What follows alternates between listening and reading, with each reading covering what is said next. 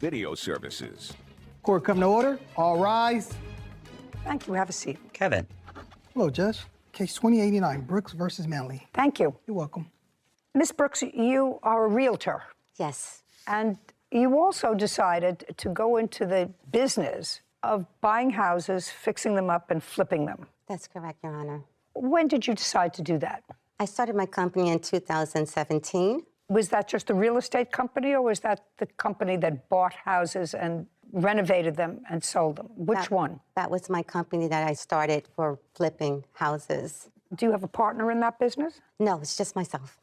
From 2017 until now, how many houses have you sold and flipped? This would have been my third one. The house that we're talking about now. Yes. And when did you purchase that house? I purchased it in March of 2020. How much did you pay for it? $200,000. This is what the case is about.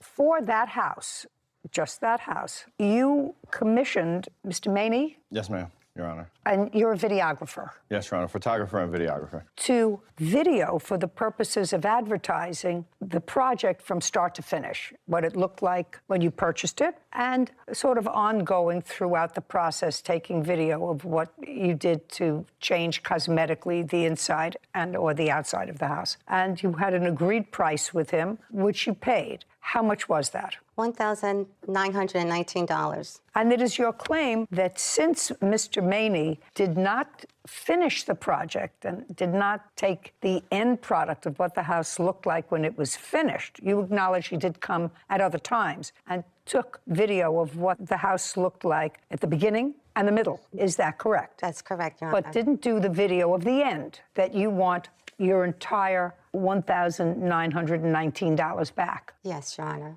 Whatever he says. Mr. Maney says that you were difficult, that it was impossible, the job was supposed to take 4 months, it took almost a year, he didn't sign on for that, which may be. But more important, is there a video? Do you have a video of what he took? Do you have a video of what you gave her? I have in my Google Drive a ton of video of what I've taken, but at the end, I have evidence showing we had scheduled for me to come in and do that final video. Everything was on point. Then she tells me here, No, it's going to be completed. Just a second. Oh, sorry. I'm going to let you have an opportunity Okay, sorry, Your Honor. to tell me what your defense is to this case, if you need one. I just want to see some video of what you took. Doesn't anybody have that here? I mean, if 3/4 of the project was completed with video, and the only thing, according to you, that he didn't do was the end, that's what you just told me, correct? Yes. Okay, so did he give you the video that was done? I got nothing, Your Honor. Your Honor, she has had access to the Google Drive with all of the video components in there. I cannot complete the final edits to put everything together until she completed things on her part, which was never done. Which was spoken about from the beginning. Completing things on her part meant completing the house. Completing the house, talking points. Okay, to but go through. video is completing the house. That's part of it. Part of it, and the other one is audio where she tells you what's been done. Yes, Your Honor. I'm just thinking out loud. Why didn't you do that yourself? Your Honor, I never had a video to be able to go and do my... No, I'm saying, did you have access to what he had done up until that time? That's either a yes or a no. Did you have video capability of seeing what video he had shot? No, Your Honor. Okay. Do you have some evidence to show me that the plaintiff had access to the video that you had shot of 3/4 of the project being completed? I believe I have something in here about uploading stuff into the Google Drive, which if she didn't have access to that Google Drive, then how did she upload the final walkthrough video that I do have evidence of that is not professional, that I was unable to complete due to her lack of commitment? Just a second. You have video of what? There is video evidence of the final walkthrough that was done by somebody on a phone camera because she canceled on me last minute when we were supposed to do it. Just a second. Where did you get that evidence from? She uploaded it into the Google Drive that had all of the videos, which she had access to, obviously, so if she put it in there. So what you're saying is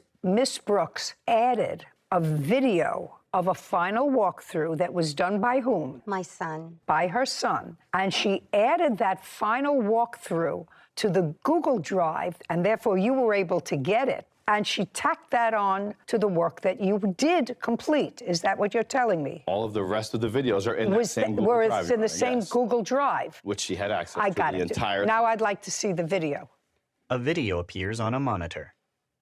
which is not professional quality. Footage of a kitchen area, then of a living room.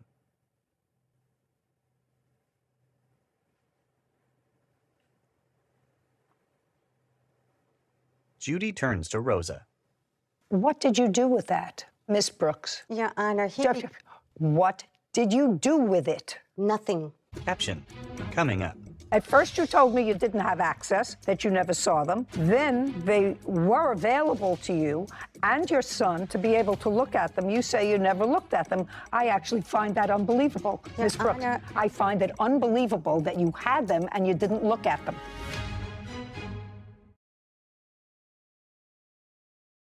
A courthouse. The Judy Justice logo appears.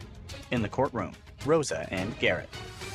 Rosa Brooks claims videographer Garrett Manny did not finish her home renovation video. You didn't send it to him. There's no question you didn't send it to him. He requested. You did not send it to him. No, I didn't No, my son sent it to him. How do I know that? He requested it from my son because he asked me to, but I did not know how to forward it to him on the format that he was requiring. I also have tried to meet with Mr. Manning to have him upload or transfer all of the video that I videotaped of when he couldn't make it to his office so that he can upload it onto his computer so he can edit it. He never gave me an edited copy of Just anything. a second. Ms. Brooks, is what you're telling me you have never seen any video of the 3/4 of the job that you acknowledge that he did? Are you telling me you've never seen any of those videos? Never seen any of those videos, Your Honor, only Okay. when he was recording it at the property. Mr. Maney, you wanted to show me something Yes, Your Honor. Well, there is at the beginning when we started. a few things here. First This of all, you have on your Google Drive Yes, Your Honor. all of the video that you took, Yes, Your Honor. and you currently have it. Yes, Your Honor. Is there any way that I can see any of it? Absolutely. I also have another video that shows real estate videography work that I've done for other clients. I'm not At my interested. level. I'm not interested in that. You should also be able to see on the Google Drive who has access to it. Oh, I removed the access when this case came up because I didn't want, at this point, I don't trust the plaintiff. So I removed her access so that she couldn't go and delete the videos and try to claim that she never had you have access. access to them. Got it. Let's see. Give the phone to Sarah, please, Kevin. There it is, flip videos. That's all the different files with all of the different videos. And there may be something that you can push in there to see when people had access at one point, because I had access for herself as well as her son. And she has prior uploaded videos into there herself. There's more than 30 videos in here, and Those are just I files. see the two little people on Google Drive, which usually indicates that it's shared with more than one person. Is it currently shared with anybody other than the defendant? He said he took her off the shared access. Rosa Brooks does have access to all of the videos. She does. Your Honor, can I explain why he set up that folder? Because I also took video myself to upload onto that. He showed me how to do that. He told me that you also did, but he said that this file also includes the video footage that he took. Yes, but it was never edited, so I can do voiceovers. Just a second. I asked you a specific question, Ms. Brooks. I said, did you ever see any of the video that he took? Your answer was no. No. Correct? Correct. Well, the fact that you didn't look at it, I don't believe. I find no validity to why, if you had it and you were coming to court today and you were dissatisfied, why you wouldn't look at it. You had your son have access to it, and I don't know how old your son is, who took the end video. I'm going to look at some of it, but it's clear to me that Mr. Maney performed a substantial amount of work for you. Clearly, $1,900 worth of work. Clearly. So What happened at the end that caused you to have your son do an end look at what the place looked like? I don't know why, but Mr. Maney said that he has an email from you that I'm going to look at now. That would sort of be dispositive of what happened at the end run of this case. Well, Sarah, could you give me just one look at his? Sure. So he has all of these different files for different sections of the home, driveway, fireplace, and if you click on them, these are all of the videos taken for flooring. And if you click on this, it's a video of them doing flooring, and you can see who has access to the clips. Her son, Jeffrey the and plaintiff, Rosa. and the owner is the defendant.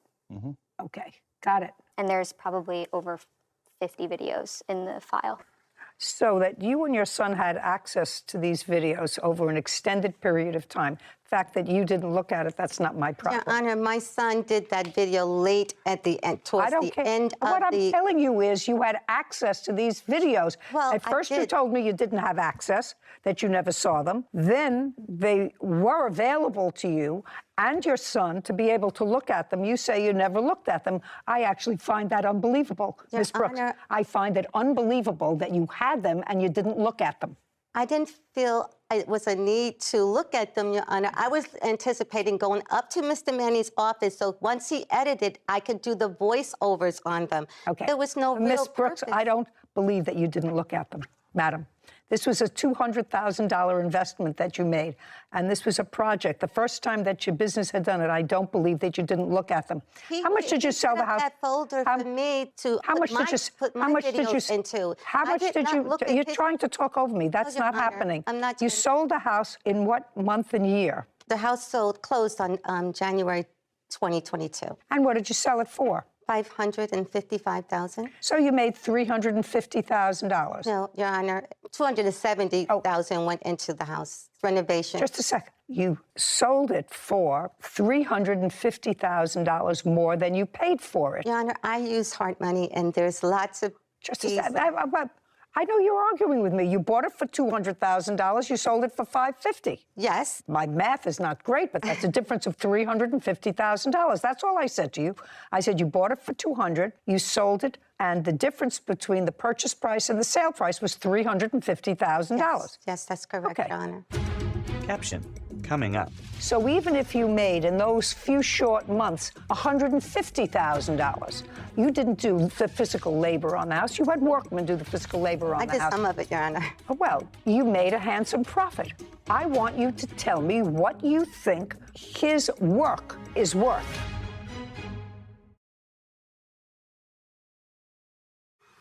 A courthouse. The Judy Justice logo appears. In the courtroom, Rosa and Garrett.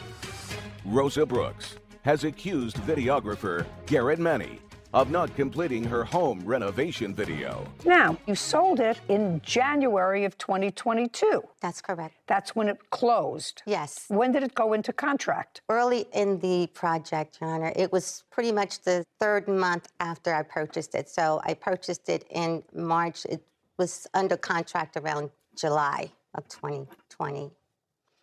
Well, there was a lot of back and forth and a little bit of cancellation on your part back in December. You needed a little wiggle room. Looks like Monday would be a better day. First it was Friday. So there was lots of back and forth on the endgame video. Yes, Your Honor. And he also what? He also canceled as well. He has to... Well, that's all right, but Yeah, back and forth. We both had cancellations, and... I understand that, but this was for the final piece, which is what you're complaining about, the final piece. I know he was not responding to me at some point when I tried to contact him to get the opportunity to go to his office to give him the rest of the footage that he needed, that he requested, that he was difficult about because I wasn't able to forward it to him in the format that he needed it for. I offered to come up to his office so that he can, transfer from my phone. I'm going to ask you a question, Ms. Brooks. I just want to see what I'm dealing with. Yes. How many files of video did he have? Oh, I can't tell. You told me 30? There's at least 30. I had tons of video myself in there that I uploaded that he taught me how to put into the folders. A lot of those videos are my videos that he didn't take. I don't care. It was on the same thing that you could have looked at and told me that you didn't, which I don't believe. So I want you to understand that. He was involved. There are 30 files. I want you to tell me, how much do you think that on a time basis Mr. Maney is entitled to? You paid him $1,919. He did clearly countless of hours of videoing your project. At the end, it turned south, and the videos were available to you. I want you to give me a figure of what you think is fair. Fair. I don't have a figure that I think is fair because, first of all, he spent 10 minutes on each visit, first of all, to do his filming. Where does he live? Second, he lives like the next town over from me. Just a second, so he has to get there. Yes. I want you to think, Ms. Brooks, I want you to think of what you personally did to make a profit of $350,000. Your Honor, I didn't profit that amount. I'm telling you, that's the difference. You may have spent money in renovating the property, but that's the difference between what you purchased it for and what you sold it for, $350,000. So the sweat of your brow, your work ethic is worth something. So even if you made in those few short months $150,000, you didn't do the physical labor on the house. You had workmen do the physical labor on the house. I did some of it, Your Honor. Well, maybe, but you made a handsome profit. I want you to tell me what you think Mr. Maney's work was worth to you, because I'm telling you right now, I am viewing this case as if you and your son had access to 3/4 of the finished product. So I want you to tell me what you think his work is worth. Your Honor, it's worthless to me that I didn't get the video. Okay. I had a website that I needed the video for once the job was completed. Well, that's unfortunate. You should have had your son do it. Since you can't give me a figure, I'm dismissing your case. We're done. Thank you. Court is adjourned. Rosa, then Garrett. First of all, I paid him for something that I never got anything for. They had access to the files the whole time. And as far as him saying he uploaded some videos, The only reason I wasn't able to get the final video yes, they were uploaded, but I never got a chance to really review them. is because she canceled on me like 12 hours before we were supposed to do it. I was not anticipating on reviewing anything that was not edited. It was her lack of put together a commitment. Not to pay for anything up front until the project is finished. You just can't make everybody happy, but Don't trust anybody. this is the only client I've ever had that was not happy. That says something. Sarah and Judy. I love Google Drive. They leave a record. You can see who started the file, who shared the file, who has access to it, who had revoke access. So I could see as soon as I logged in, he was very organized. He had different areas of the house labeled, individual videos of flooring progress, all of those were owned by him, shared with the plaintiff to be able to view them. So I don't understand why people lie about things that are so easily to be fact-checked. And did it make sense to you that if you had this project going, and it was the first time that you were memorializing one of your flipped houses, although she had two before, that it was something that she was interested in? I know for myself on Google Drive, you get emails when things get uploaded. I would have been checking the second that the video got It doesn't make sense uploaded. that she didn't look at. No, not at all. There were some videos that she potentially did add to the Google Drive, so I did see some of those. Well, that's so interesting, because in order to be able to do that, you have to know that. access. Right. Didn't make sense. Not only didn't it make sense, but she had an end video, and it was clearly from the emails back and forth. She would make a date and then say, you know, her buyers aren't exactly ready. She needs a little more wiggle room. Could you make it this? She made it. Anyway, I found it sort of unbusinesslike. Did not say. Court come to order. All rise. Judy enters. Be seated, everybody. Kevin. Hello, Judge. How about you, Ken? Case number 2015, Moss versus Jury. Thank you. You're welcome. Mr. Moss, prior to leasing an apartment with the defendant, had you known each other? Sort of. Tell me a sort of. So we met one time about a year prior. We have mutual friends, one of which had asked me to get ordained to marry her and her husband. So I flew in town to do that, and Nadine was there at their house when I flew in. We saw each other for a few minutes, and that's actually the only time we've ever met in person. And there came a time when you were looking for an apartment where? I was looking for an apartment in the Salt Lake area. And where had you been living?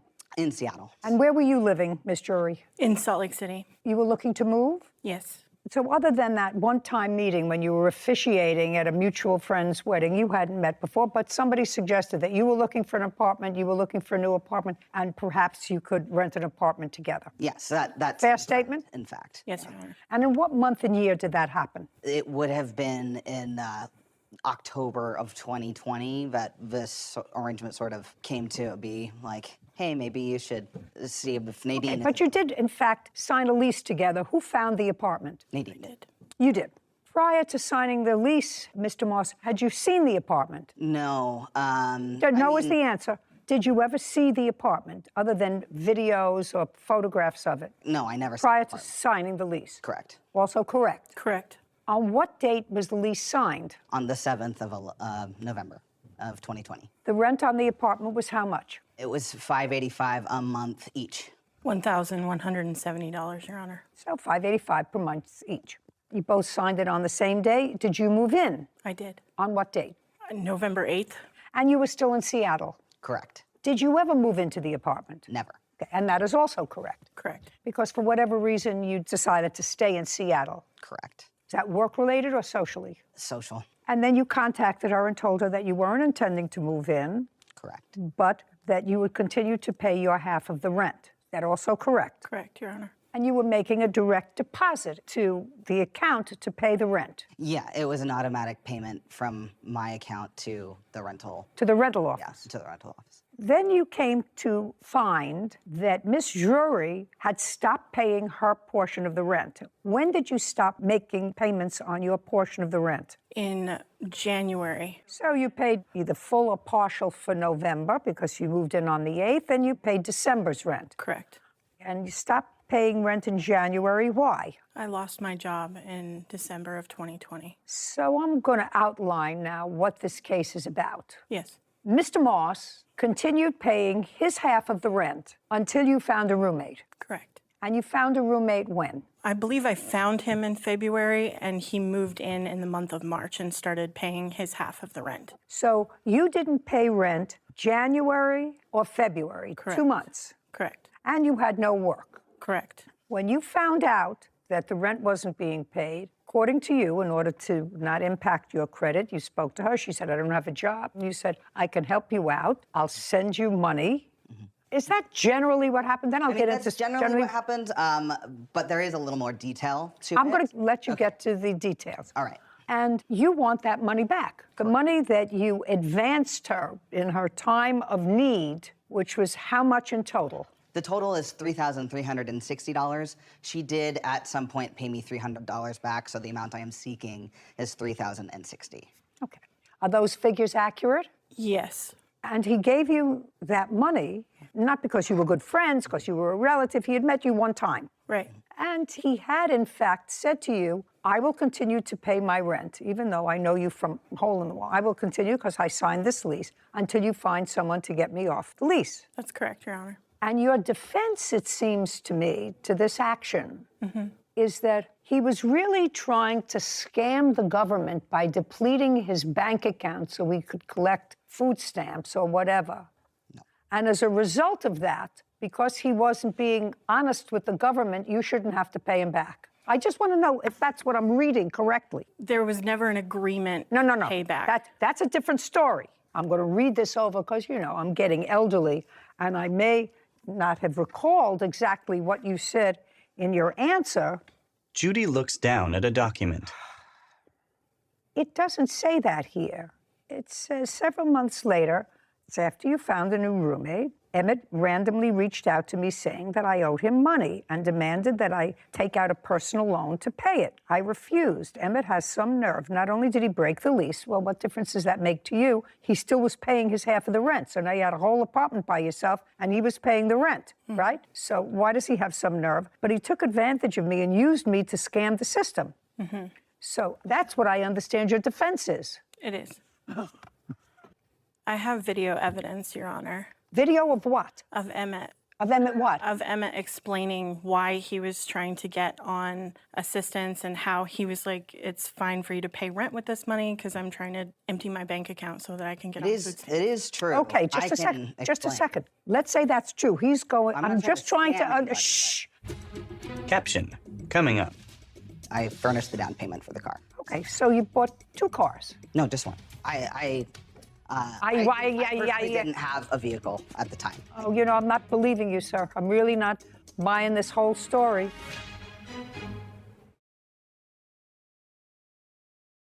A courthouse. The Judy Justice logo appears. In the courtroom, Emmett and Nadine.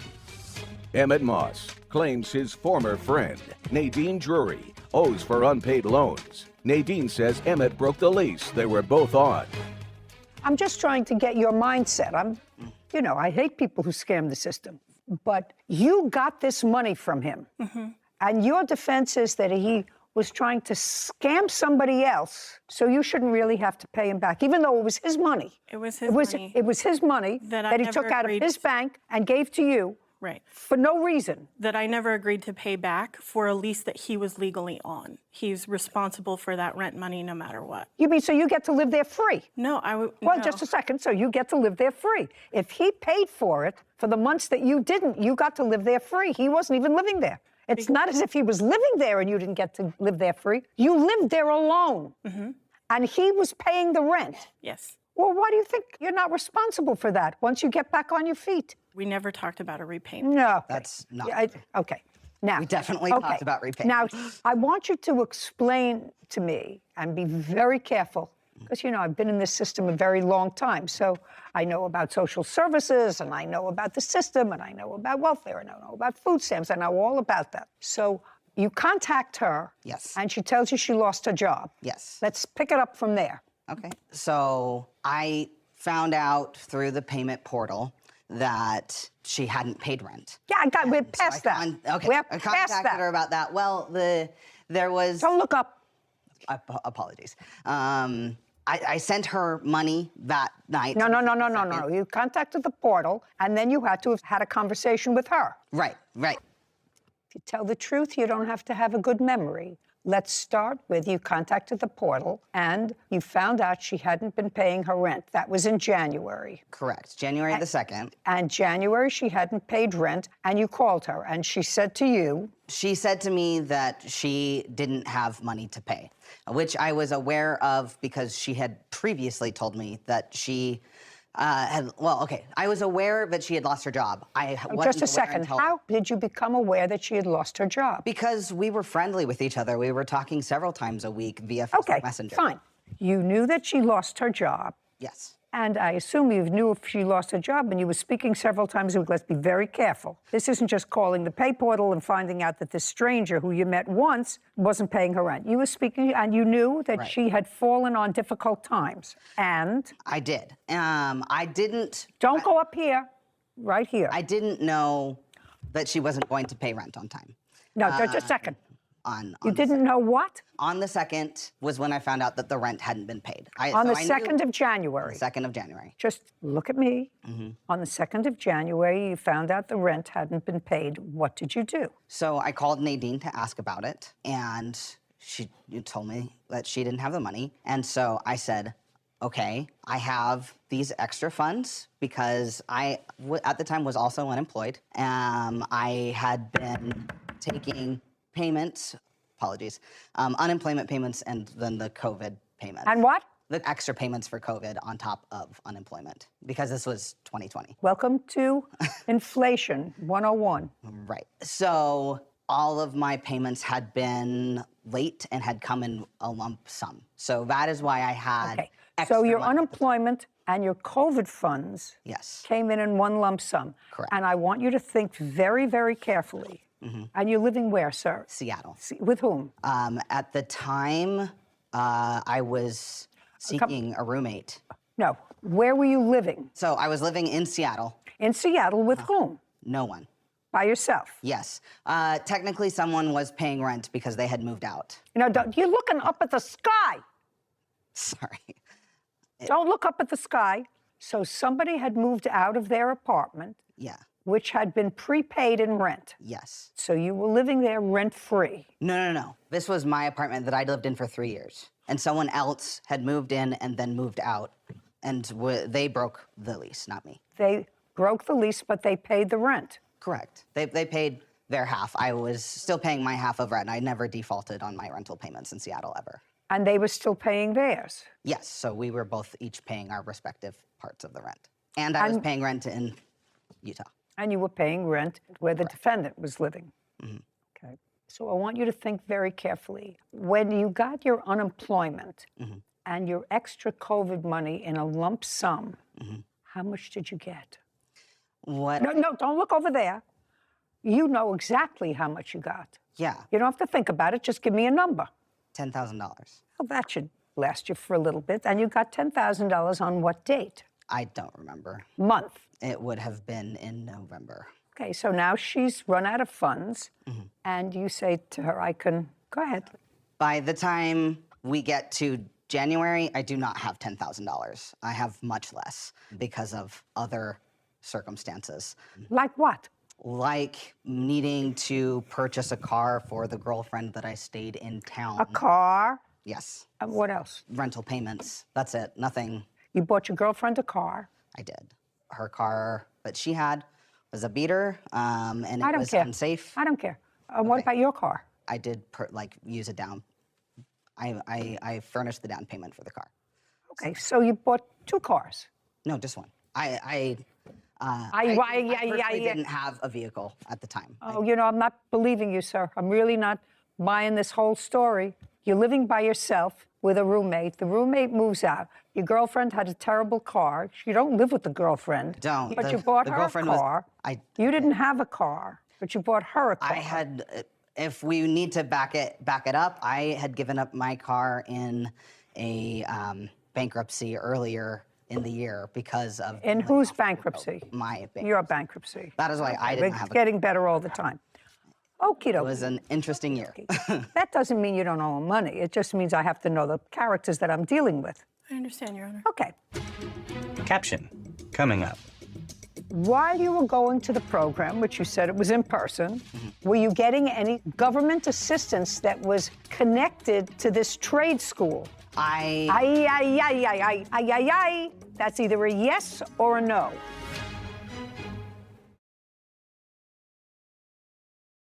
A courthouse. The Judy Justice logo appears. In the courtroom, Emmett and Nadine. Emmett Moss has accused his former friend, Nadine Drury, of refusing to pay back loans. Nadine claims she was used by Emmett to scam the government. So now you've got much less money from the $10,000. You bought your girlfriend a car, you had to pay her rent, you paid your own rent, you had other things from bankruptcies that you had before. So you have a little bit of money left in the bank. Yes. Go ahead. So don't look over there, evening, right here. No, look, on that evening of the 2nd, I paid Nadine a total of $710, enough to cover the rent of $585, any fees it would cost her to go and withdraw that money from the bank, and she also asked for extra money for groceries. Just a second. You acknowledge a $3,000 amount of money that he gave you. Am I right? Yes. Or Yes. You say that That that's correct. includes the money that he's saying that he spent on rent, that he gave me for rent, and he's also asking for his deposit. I am for asking for my the deposit. deposit for the apartment back. Okay, well, he's entitled to that. You have a new roommate who I'm sure you got a deposit from. She chose to not And if you didn't, collect a deposit from what? the roommate. Well, that's her problem because she's agree. going to get the deposit back. Yeah. Okay, well, that's reasonable. She's going to get the deposit back when she leaves. When you leave, if you leave the place in good condition, he was never living there, so if you don't leave it in good condition, then it's on you. I want to know about this video that she wants me to look at, where you tell her some sort of a scheme you have to get more money from the government. It wasn't a scheme. Why don't you tell me about it? So far, we got $10,000 that was supposed to last you for 6 months, and you blew it on a car for your girlfriend. And so you may not call it a scheme.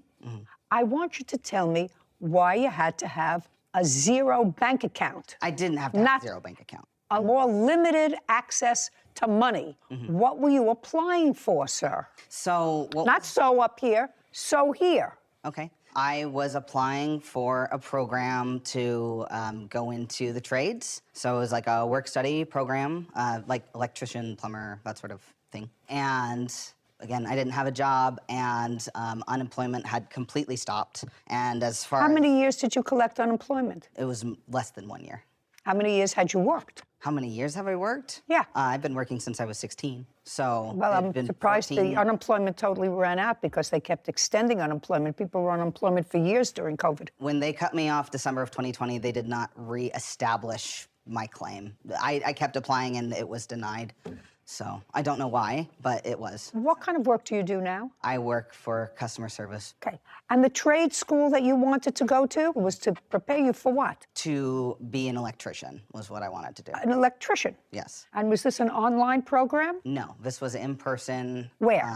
It was in Seattle. And how much did they give you to go to that program? They didn't give me money to go to the program, but the program was free of charge. Okay.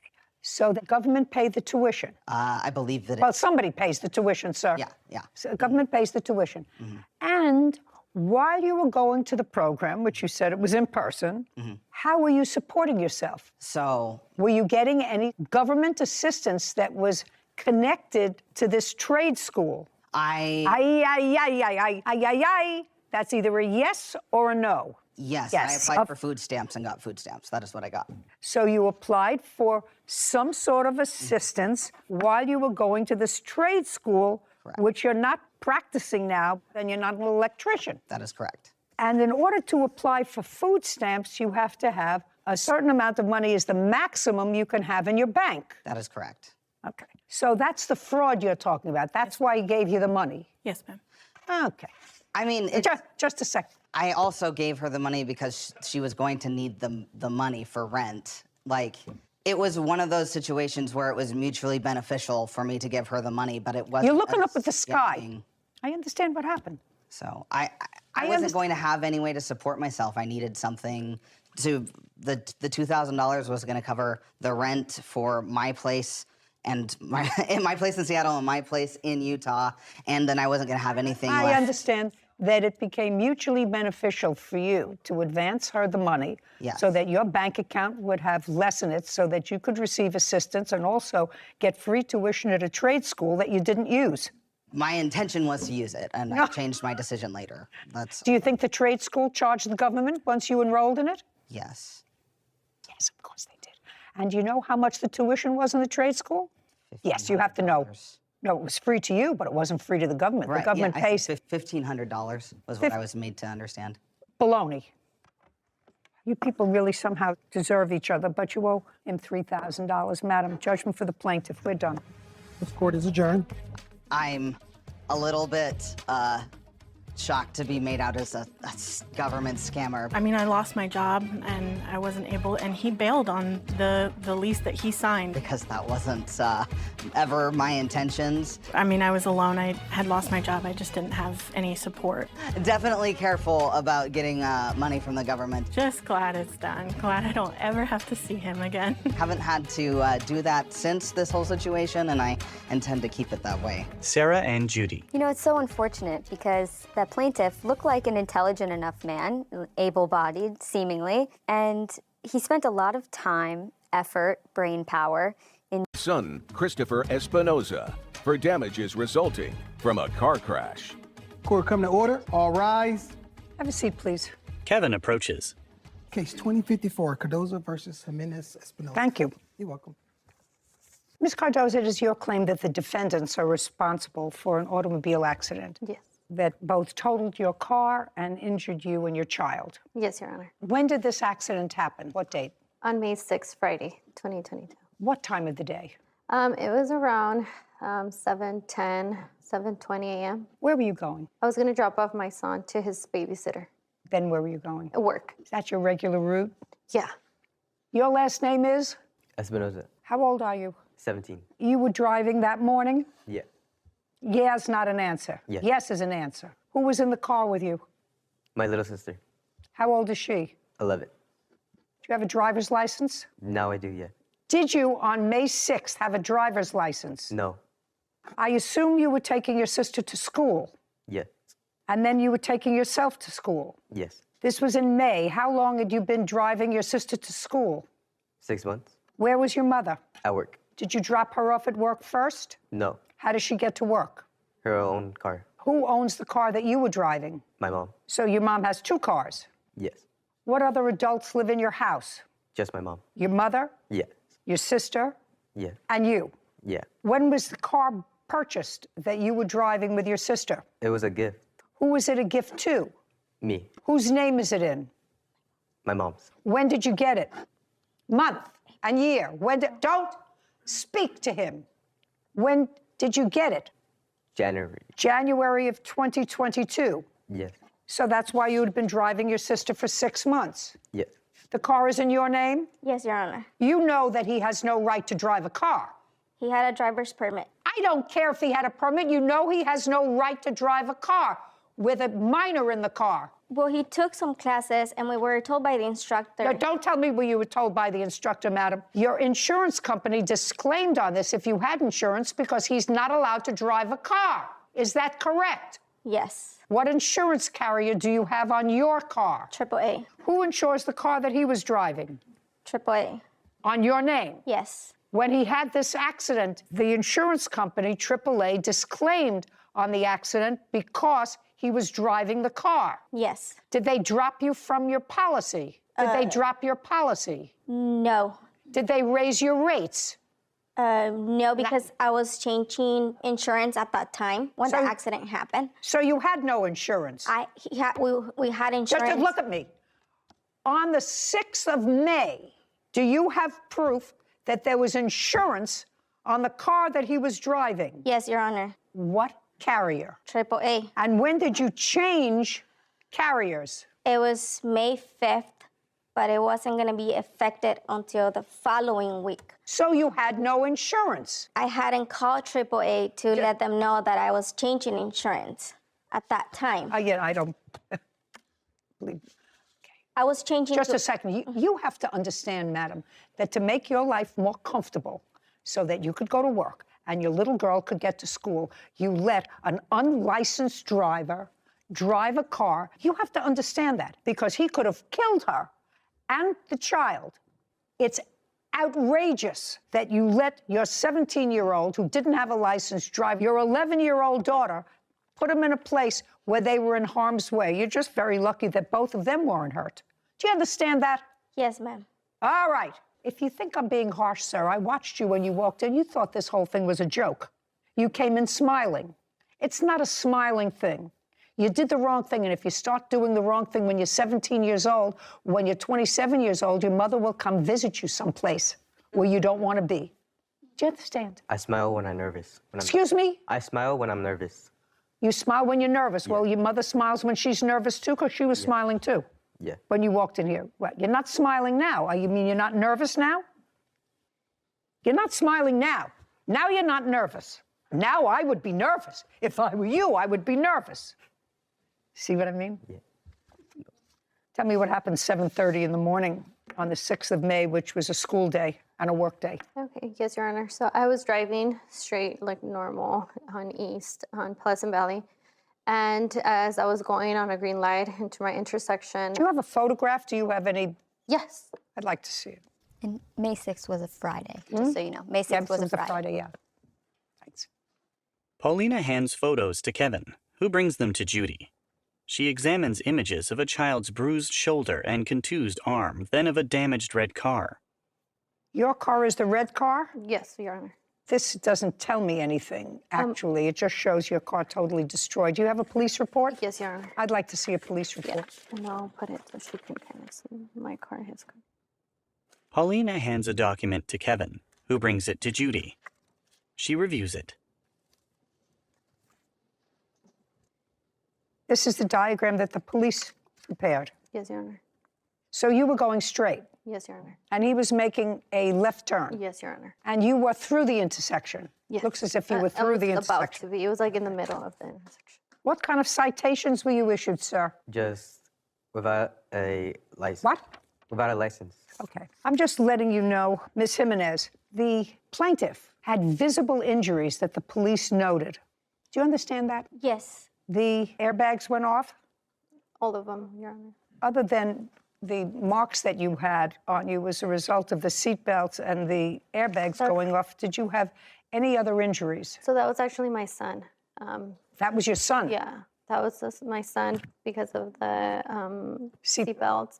Mine were both of my arms because when the airbags deployed, it crushed all my side. So both my arms were bleeding. You were making a left turn. Yes. She was going straight. Yes. You had a green light, but she was going straight and she had a green light. Do you understand? Yes. That means you can't left turn. If she's going straight, that means she's got a green light. That's what it was. And you have to wait until she goes before you make a left turn. Judy mocks Christopher's nod. He grins. Caption coming up. Were they at the scene at the same time at any time? No. When your mother says that she asked Miss Cardoza, are you okay? That wasn't true. No. Was it true or it wasn't true? And later today, You have no proof here of anything. So I'm asking you, you want nothing or do you want your car back? I want your $10,000. I'd rather have my car back than nothing. And I'm sorry. I'm sorry.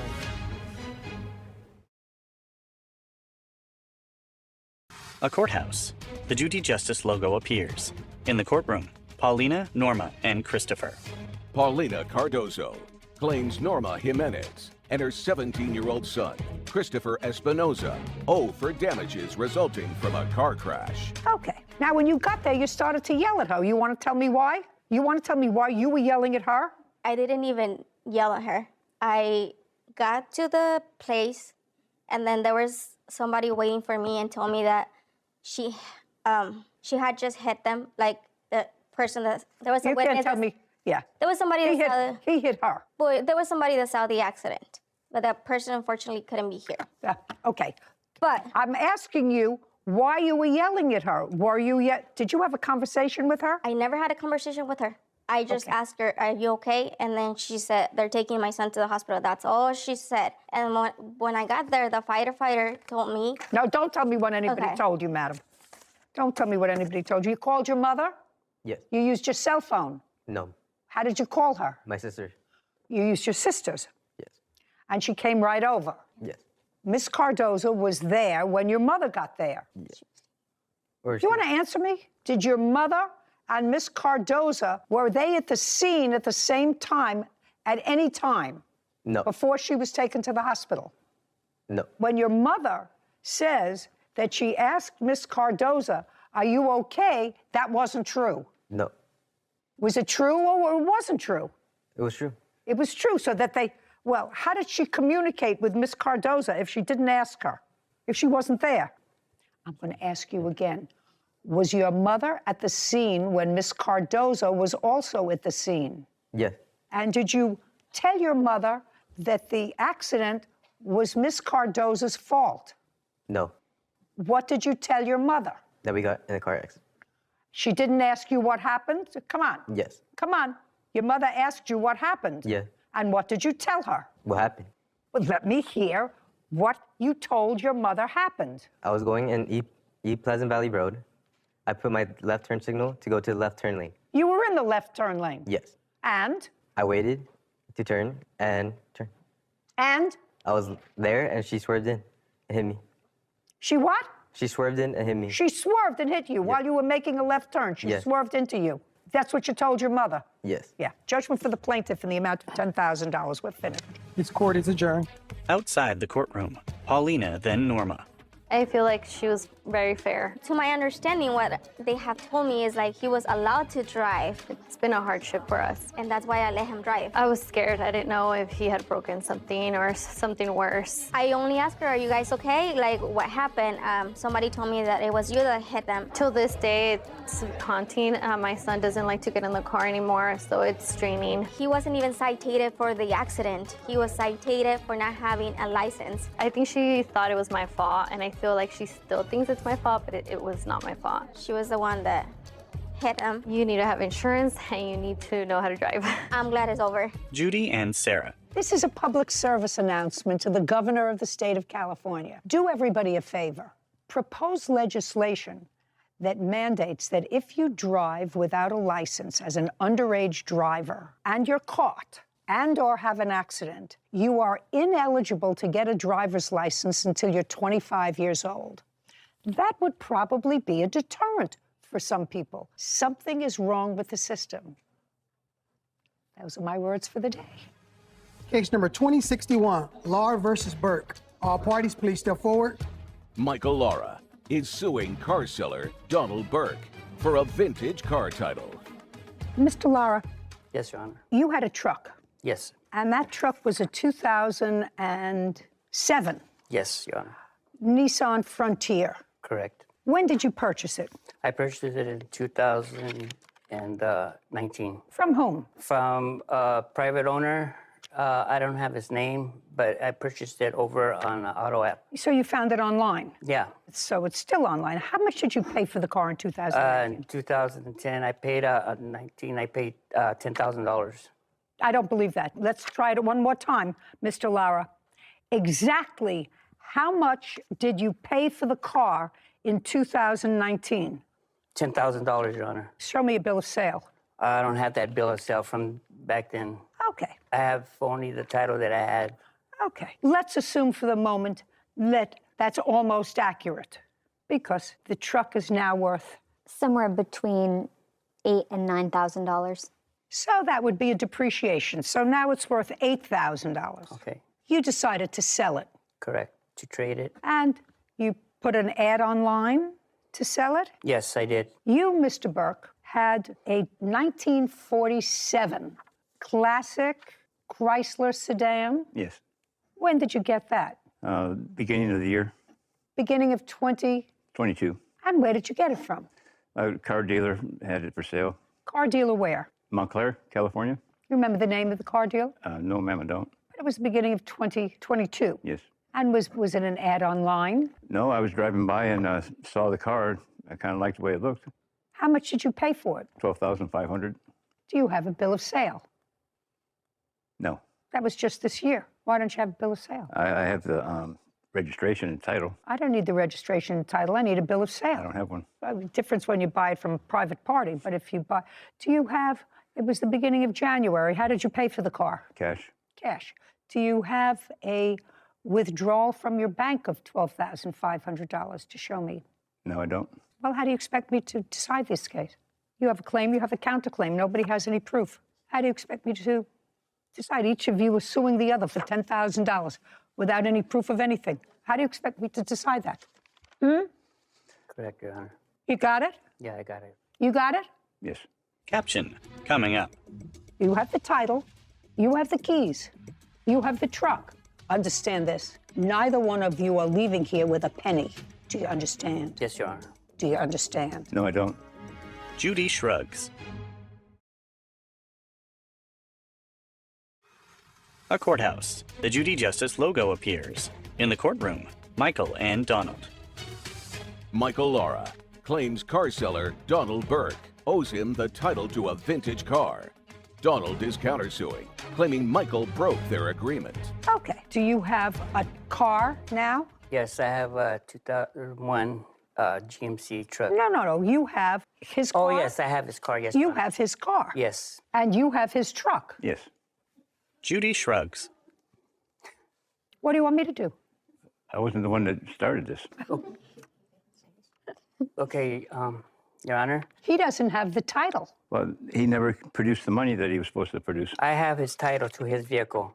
He signed it over to me, and he gave me the keys as well. Okay. I didn't ask you anything. Well, I want you have the title, you have the keys, you have the truck.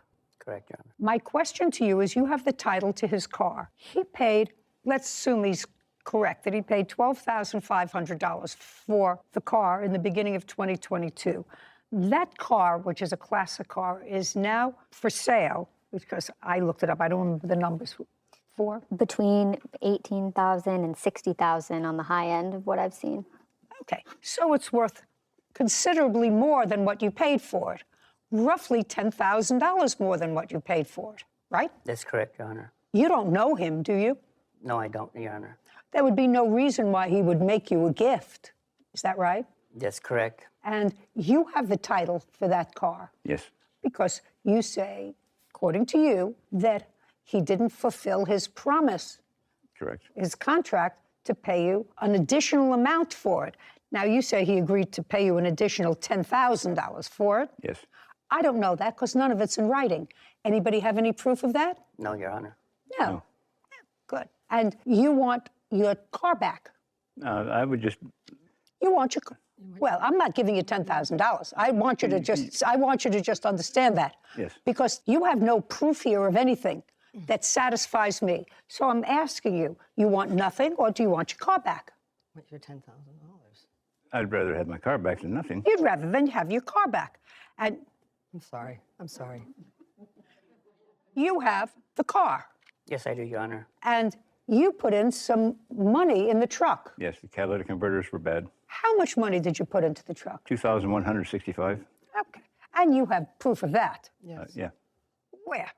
Donald's witness raises her hand. Can I help him? I don't need you for anything. Here. A document.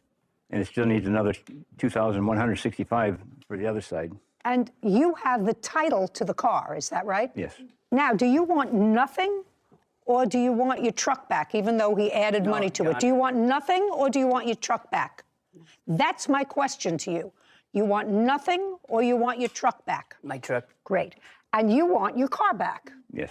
Perfect. And both of you have agreed, because there was clearly some misunderstanding between the two of you, giving you the total benefit of the doubt, sir, that there was additional money to be forthcoming. I'm speaking. Understand this. Neither one of you are leaving here with a penny. Do you understand? Yes, Your Honor. Do you understand? No, I don't. I put very, $2,000 very, into very, his truck. very, very easy. Very easy, sir. You're getting back a car that you say is worth, she says, is worth $20,000. Your Honor. Sorry. It's not going to work for you. You're going to each end up with your own cars back. Since there was clearly a misunderstanding about the nature of the contract, what I'm telling you is I'm going to prepare an order that within 5 days of today's date, you are to exchange cars. Figure out where you want to do that, a mutually convenient place. That's the order of the court. Goodbye. Court is adjourned. Not even the $2,000 I put into his truck? Goodbye. This way, sir. You can sell your 47 for a lot more money. Outside the courtroom, Donald, then Michael. I didn't bring us here. He brought us here. I liked his car. He liked my truck. When I got there, we did the exchange. He signed the titles. He gave me the keys to the vehicle. Well, he gave me a truck that needed a $4,000 repair, and he didn't mention that when he gave it to me. And my car, was nothing wrong with my car. I have always maintained my vehicle. I have records of it and everything. I'll just keep my car. No more business deals. Sarah and Judy.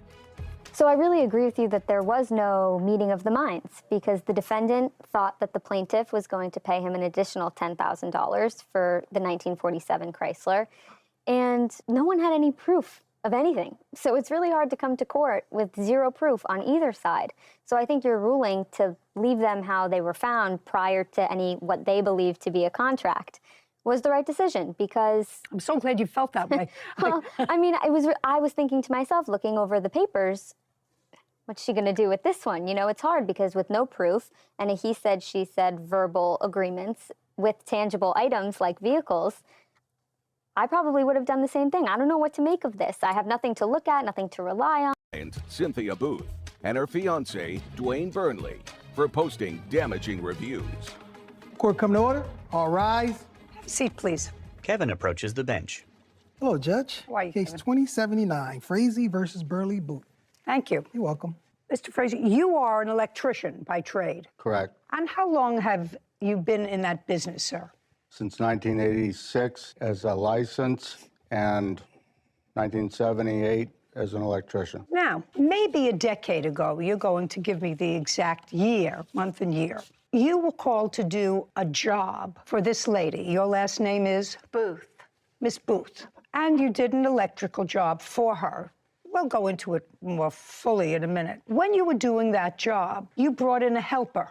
This gentleman whose name is Mr. Burnley. That's correct. And before you brought in Mr. Burnley, I gather from the papers, Mr. Burnley did not know Miss Booth. Would that be a fair statement? That's a fair statement, but he did not bring me in.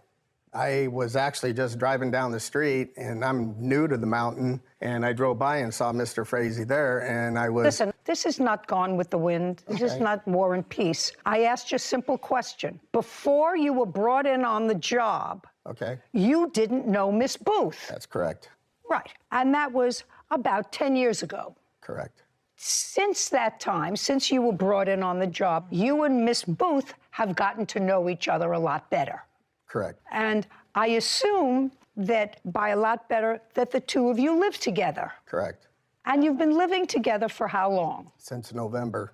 Of this last year, Yes. November of 2021. But prior to that, you were social friends. Correct. And that social friendship started when first introduced to her at this job. It's the No. first time you met her. Oh, that's the first time I met her, correct. Correct.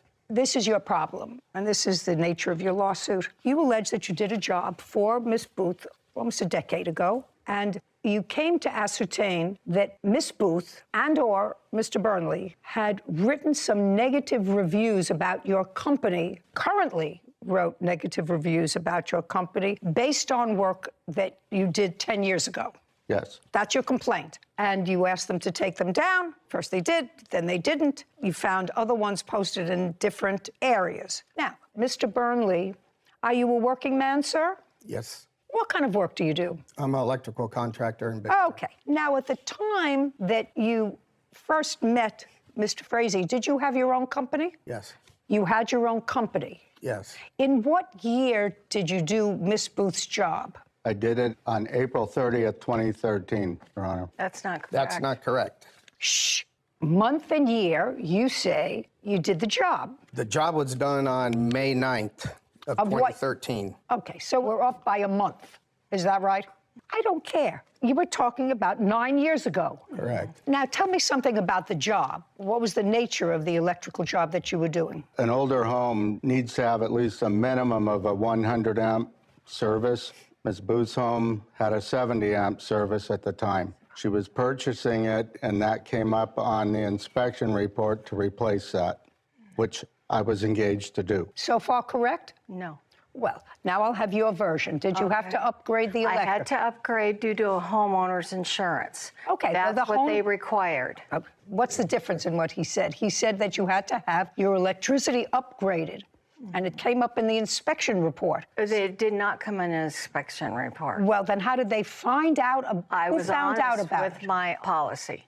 What do you mean you were honest with your Well, policy? they asked me what year the house was and what amperage it had, and I said 75. And your insurance company said to you, it has to be 110.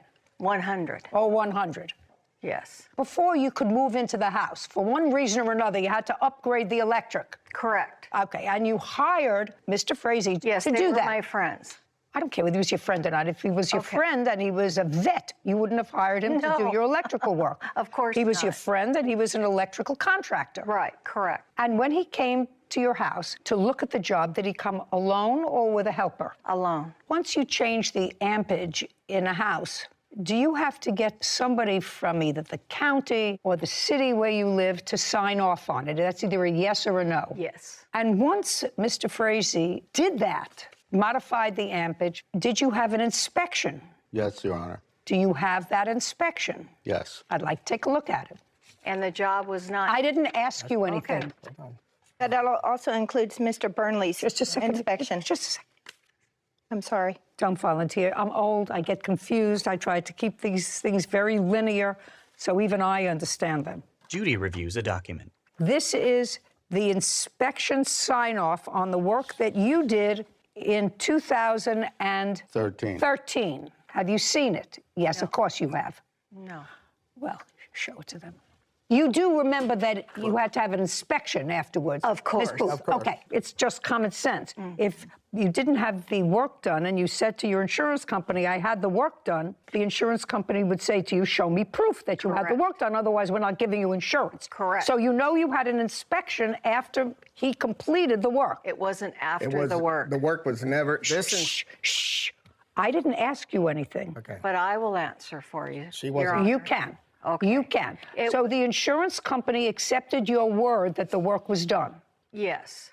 Okay. Can I have that back, please? And I did tell them I had it signed off, but it was signed off when the job was half done. That's your problem. You want to sign off when something's half done?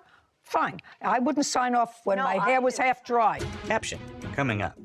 I'm saying to you that it was nasty and malicious. And it wasn't until the two of you were coochie-coochieing that all of a sudden we got negative reviews about a job they did 9 years before. That's ridiculous. It's mean-spirited. A courthouse. The Judy Justice logo appears. In the courtroom, John, Cynthia Frazee, Cynthia Booth, and Dwayne. John and Cynthia Frazee claim John's former client, Cynthia Booth, and her fiancé, Dwayne Burnley, slandered their business. Dwayne is countersuing for filing a wrongful lawsuit. Now, my next question to you is, after 2013, did you perform electrical work for Miss Booth in her house? That's either a yes or a no. Yes. Now I'm going to ask you, what was the nature? I don't know. What do you mean you don't know? I don't remember.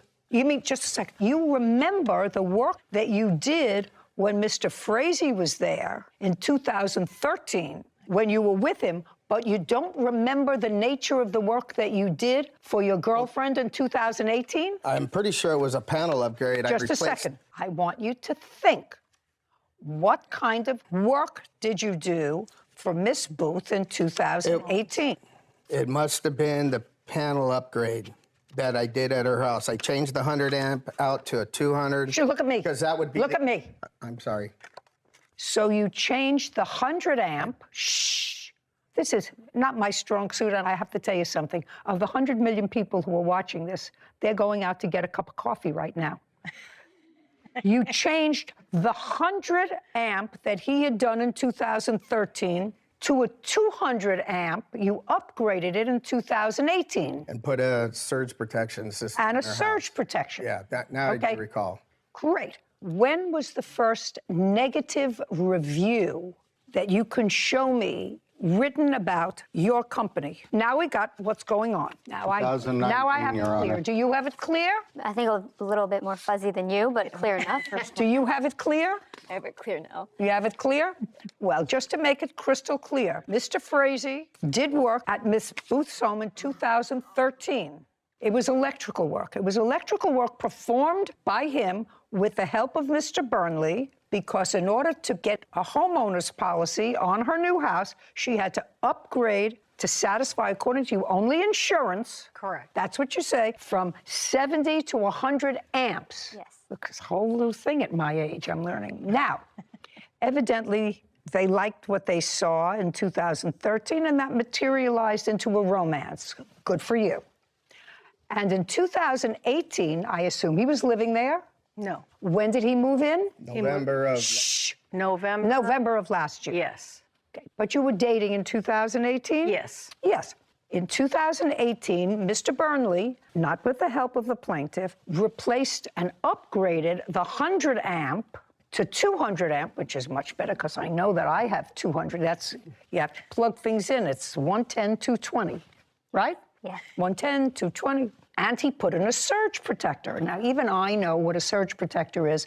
Correct me if I'm mistaken. That means if there's an overload, a lightning strike, whatever it is, it protects it so the whole board doesn't fry and everything turns off, and then you have to replace all the wires go zzz.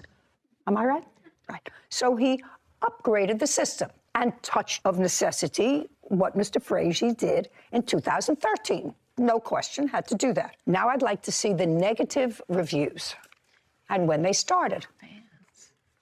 The first one we found was in 2019, Your Honor. Well, are these in order? This was... That's the most current one that was in February of 2022. Did you write this? Frazee Electric. He was supposed to do a panel change and never put rods in and fried my electronics in my home and garage opener. Left such a mess and never cleans up. That's correct. Did you write that? Yes, I did. When? In what year? It's about 3 years ago. 3 years ago, 2018. Approximately. About when he changed the electrical Yes, system. Just a second. About when he changed the electrical system. All right, then you wrote something. I will not even write this company 1 star due to the unprofessionalism in completion of work. Hired this electrician to do a 100-watt panel, never grounded, never finished, and left a mess. He's known for not cleaning up. Had to hire another electrical contractor that was most professional. Now, when did you write that review? About the same time. 2018? Yes, on a different review. That was a different one. And you said that you had to hire another electrical contractor. Yes, I to did. finish the job. And who was that? That was DMB Electric. That was him? Yes, I called Just a second. 2 competitors. Just a second. In what year did you call them? Oh, this was No, in what year did you call him? 2013. After he left, you called them? I called 2 other contractors. Just a second. Did you end up using Mr. Burnley? Yes, I did. Okay. So back in 2013, you were dissatisfied with this company. Yes. Let me follow this. 2013, you were dissatisfied with the company. You called another company. 2 other. Just a second. You called another company, but the county had signed off on your job. Yes. What you say in your answer is that they signed off erroneously on the job. Well, yes. I have to take on face value they're signing off that the job was completed. And I assume you got your homeowner's insurance. Yes, I did. After he left and after you had the county sign off. Yes. Yes. Okay. But they... Now, just a second. Now, don't tell me a but. No. Now, 5 years later, because this was written in 2018. Correct. 5 years later, you're now dating Mr. Burnley. Correct. Who's now living with you. No. Who had, well, you say you moved in 2021. Oh, 21. Yes. Yeah, who's now living Yeah. with you. You began dating in 2018. That's correct. And Mr. Burnley, who is now living with you, and in 2018, you woke up one morning and said, who now has his own electrical company, woke up and said, 5 years ago, Mr. Frazie's company and he did not do a professional job in my panel. And now we're dating. And now all these negative reviews come, not in 2013 when Sarah, you have Yelp and all those things in 2013? I'm not sure if I can get back that far, but I could search. And I wasn't aware of Yelp. I don't care what you were aware of. Okay. You mean you woke up in 2019 and found out that you could give a star or a review? That's the first time you found that out? I don't believe you. I don't believe you. Well, it's I just true. want to tell you something. I don't believe you. I don't believe that when you want to go to a restaurant, Miss Booth, and it's a new restaurant, you don't take a look on your computer and say, I wonder how many stars it got. I wonder if there are any reviews on this resort. Yes. Well, then you were smart enough to do this. My sons are in IT, so they I want to told- tell you something. I don't believe you. Okay. Because I'm older than you are. And I know about this, and she can tell you I'm an idiot on the machine. Well, I I'm don't buy it. And I don't buy, actually. Yeah, it is. I can't see any of her reviews. No. But there are reviews on Yelp of his business that all are very positive. I have them if you'd like to see them. I will look at And them. I have negative reviews that says the exact same thing what Cindy posted. Just a second. You don't understand what I'm saying to you, Mr. Burnley. I'm saying to you that it was nasty and malicious, because if she was unhappy with the service, it would have been posted in 2013, 14, 15, 16, 17. And it wasn't until the two of you were hoochie-coochieing that all of a sudden we got negative reviews about a job they did 9 years before. That's ridiculous. It's mean-spirited. Caption coming up. All those positive reviews that you posted, did any of them have to do with people that you're sleeping with? That's a question. No, No, of course of course not. I'm not that Okay. kind of girl.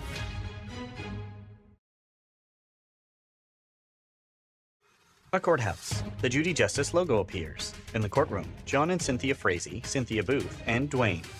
Electrician John Frazee has accused his former client, Cynthia Booth, of posting damaging reviews years after the job was completed. It's mean-spirited. That's not correct. Just a sec. You say it's not correct. Well, I'm I'm just looking at the timeline. I'm looking at an inspector's report. Right. Who is a disinterested party, who signed off on an electrical work. I'm listening to Mr. Burnley, who 5 years later did work that replaced his work from 100 amps to 200 amps with a surge protector, and all of a sudden, you start writing negative reviews about their company. That's the timeline. And if you want to try to fill me in and make me feel as if I made a mistake, I'll give you 30 seconds to do it. Okay. Yes, we started seeing each other in 2014. And my sons are in IT administration, and they had told me, Mom, you don't know Don't about tell me what Yelp?" your sons. Don't tell me what your sons Okay, told you. I didn't know about Yelp or Google reviews back at that time, because I'm not computer savvy.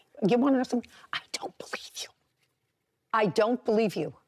I'm almost 80 years old, a lot older than you are. And I know that if I want to look something up, which I do occasionally, I look something up and I say, did so-and-so eat at this fish restaurant? It's a new place, it's a new town. I'm going to go there and take a look at it. I know how to do that. I know. And I'm an idiot, and I'm an idiot.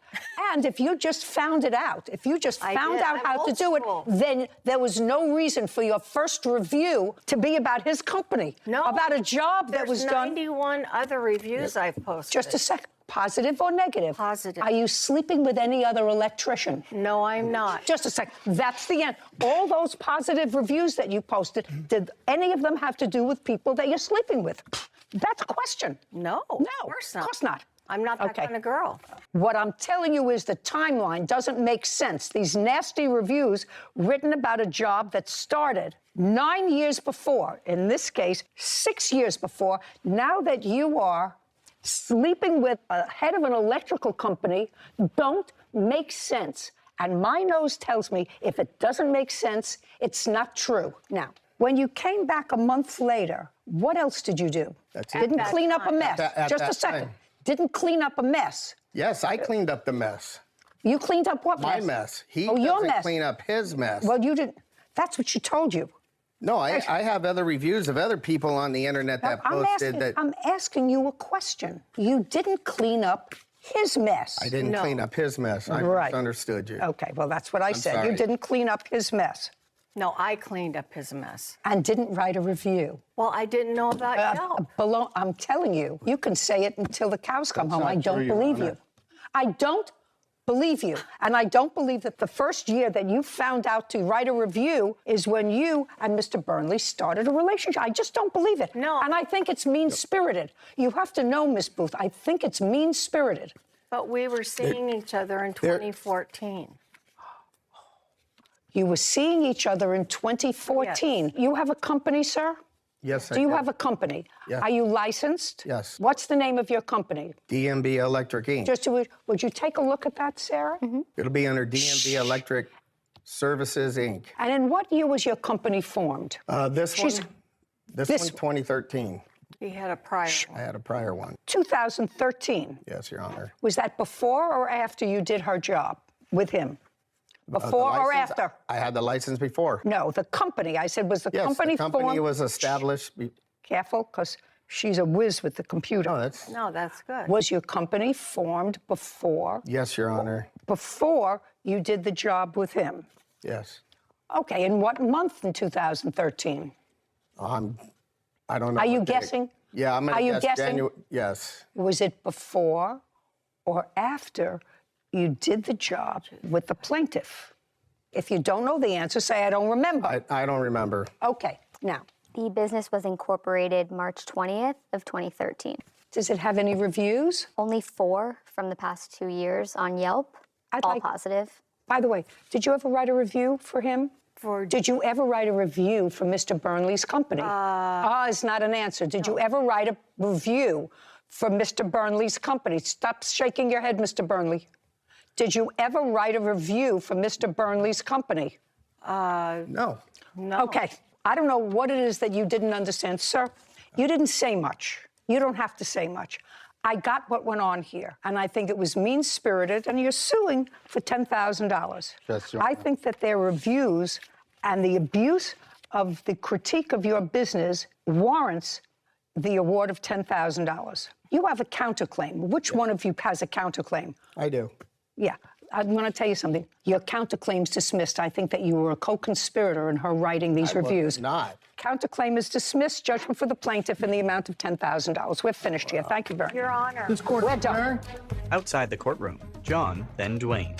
During the COVID shutdown, when nobody had any work in a small community of 5,500 people, that's what they chose to do. Hey, I'm glad it's behind me, man. That's all I can say. He was just getting his license, and I helped him begin his business, and this is how he serves me. Sarah and Judy.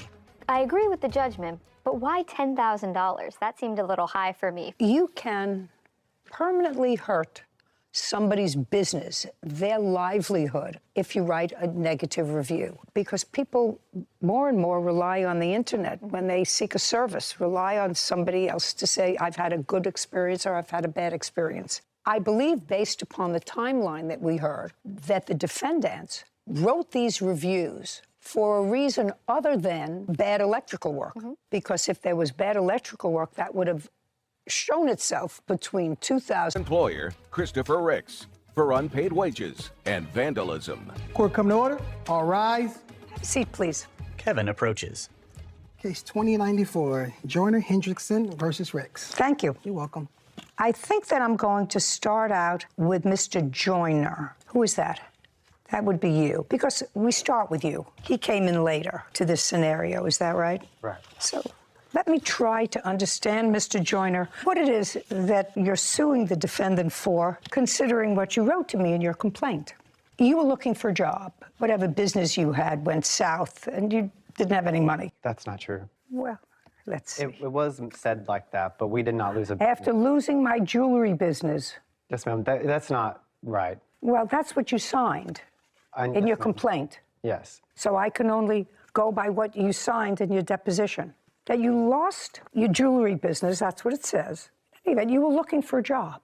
The defendant has a theater, among other businesses. Yes, ma'am. And you sought out the defendant, Mr. Joyner? Yes, ma'am. Tell me how you sought him out. I was vending in a coffee shop. I was vending my jewelry. It's not a lost business. Would you just get on to how you met him? Definitely. So I was vending there, and I saw at the theater Pride Weekend. So I had called Chris Ricks, said, hey, is it okay if I come up there and vend my jewelry? Just a second. So you called him.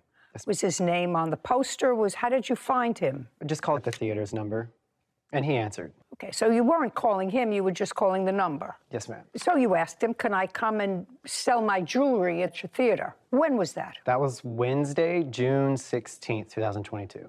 Okay, and you were having some sort of an event? Yes, ma'am. Did Mr. Joyner come and set up his jewelry booth? They did, in fact. Were they charged for that? No, I did not. I just simply offered the space. They kind of told me their backstory and that they were having financial troubles, and I was trying to do a good deed for the community. Okay, so you were not charged for the space? Right. Yes, ma'am. And you went up there on what date to sell your jewelry? We started Thursday night, June 17th, 2022. When you say we, is that you? All three of us, yes. Okay, so did you sell any jewelry? A little bit. So not much, not enough for the three of you spending a day on the Yes. 17th. And then how did it come about that you sought out a job from Mr. Ricks? Because you did seek a job. On what date did you ask him if there was any work? Thursday night. Thursday the 16th. And what were you supposed to do? Supposed to bartend, open, close. That's not accurate. I'll get to you. And What run were you concession supposed stand. to do? And run the concession stand. Bartend, close, open, and run the concession stand. During what hours? 4 p.m. that day till 12 a.m., 1 a.m. that night. Could not really remember. Okay, and did you do that? Yes. And you weren't selling your jewelry at that time? I was going off and on. So anytime he had called me for a different job, I would take that. Sorry. So the answer is you were doing both. Yes, ma'am. So you were doing your own business and doing whatever task Mr. Ricks asked you to do. Yes. That was on the 16th. And did he pay you for that work? Yes, he ended up And paying just a us. second. And how much did he give you? Gave us $264 for that weekend. Not we. I gave me $264 that week. Did he work that weekend? Yes, we all three worked that weekend. Doing what? Everything. Well, We Mr. opened. Hendrickson is not suing for any wages from him other than for the painting that he did later. I'm asking you, what did you do for him and when and how much did you get paid? I did opening, closing duties for him. I ran a For bar. how many days? 4 days, Your Honor. 4 days. In the beginning, but I did Just a- pick up more stuff whenever he called me for more opportunities. So he would be like, hey, we have jam band tonight. So I would say, okay, I could work. Okay, so you worked, say, until June 20th, you said, for 4 days, and then you would work after that period of time? Yes, ma'am. When did you stop going to the theater for the purposes of doing anything for Mr. Ricks? Month and day? Oh.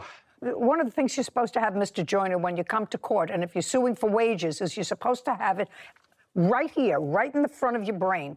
What date you started, what date you stopped, what hours you worked, what you did. That's what you're supposed to have. Do you understand? Okay. Mr. Ricks, on what date was the last date you saw Mr. Joyner at your theater doing anything? Saturday, June 25th. So it would be a fair statement that certain days you saw him between the 16th of June and the 25th of June. Yes, ma'am. Now, you told me about the 16th that you started working part-time because you were back and forth between your own business and doing something for him, for which actually he gave you free space to sell your jewelry. Now, when you go someplace, you usually pay for space to sell your jewelry, right? Right. Well, I mean, I know that because I've had hundreds of cases involving people who rent space in a theater or under a tent or in a yard so that they can sell their jewelry. He gave it to you for nothing. Yes. And you're back and forth doing little errands for him on the 16th. Like what? 16th, while you were selling your jewelry. Tell me what you did. We worked the jam band for them that night. Not a we. I don't want to hear a we. I worked the jam band that night. He has like a jazz band that comes in and performs. And what do you mean you worked? I worked the concession. I opened, closed, bartended for him, anything that he was calling me over to do. That's a little too loosey-goosey for me. No, I can tell That's a little too loosey-goosey for me. Okay, let's go. What did he do, if you remember, on the 16th? On the 16th, 17th, and 18th, that's when they had their jewelry set up. He did not work my concession stand at all. He did not work for me that time at all. That's not true. He started working. Don't speak. Do not speak. Do you see I asked you questions? He was quiet. Now it's his turn to speak. Now you have to be quiet. You understand? He worked Sunday, June 19th, from 9 to 2, which was 5 hours. That was brunch. He worked June the 22nd. They were late. They arrived at 3:12. You said they arrived. Both of them came that day. On the 20s? On June the 22nd. 22nd. Mm-hmm. Was that the first time that both Mr. Joyner and Mr. Hendrickson came together? To work for me in a theater capacity, yes. Okay. And that was June 19th? No, that was June the 22nd. But actually, I misspoke. I apologize. They both worked June 19th for brunch. They both worked June the 22nd. On June the 24th, he had a text meltdown, and then he came to work and worked 5 to 9. I have their hours exactly. 5 to 9, and that's just Mr. Joyner or both of them? They both came on June the 25th, Your Honor. And worked from when to when? On the 25th, which is Saturday, he worked from 5:20 to 10:30. He passed on the concession opportunity where he could have made more money. No, but he worked doing what? He trailed me. I was trying to teach him managerial type cash in, cash out, et cetera, and the business situation of the theater, because that's what he proposed to me that he was educated to do. And so you mean managing a theater? Yeah, just kind of helped me with open, close duties, overseeing that tasks are done by the other employees, et cetera. Okay, so it sounds as if he and Mr. Hendrickson worked for a limited number of days. Correct. How many days in total? In the total project, which is painting. No, not just the painting. theater. Just the theater. Just in the theater. Joyner worked 4 days at the theater, and Harland worked 3 days at the theater. Okay, and how many? 4, I beg your pardon. 4. Yes, ma'am. Your last day of work, that was the 25th of June? Yes, ma'am. At the theater. I'm talking 18. about only at the theater. I think he worked 18 hours, just at a quick glance here. 18 hours during the 4 days. Yes, ma'am. And Mr. Hendrickson, how many hours did he work on? You don't have anything in front of you, Mr. Hendrickson, so I assume you have nothing. No physical evidence, is that right? Correct, Your Honor. All right, good. How many hours? Just under 12, actually. Say 12 hours. Mm-hmm. So one worked 18 hours, one worked 12 hours. Do you have any data to indicate that those hours are wrong? No, ma'am. Okay, great. Caption, coming up. There was no actual documentation, like we did not have a clock in, clock out, but the 18 hours is not correct, though. We have Just no a second. data. You have no data. Right. He does. It's not actual fact. It's not fact. I don't know whether it's factual. How do I know? You're supposed to keep track.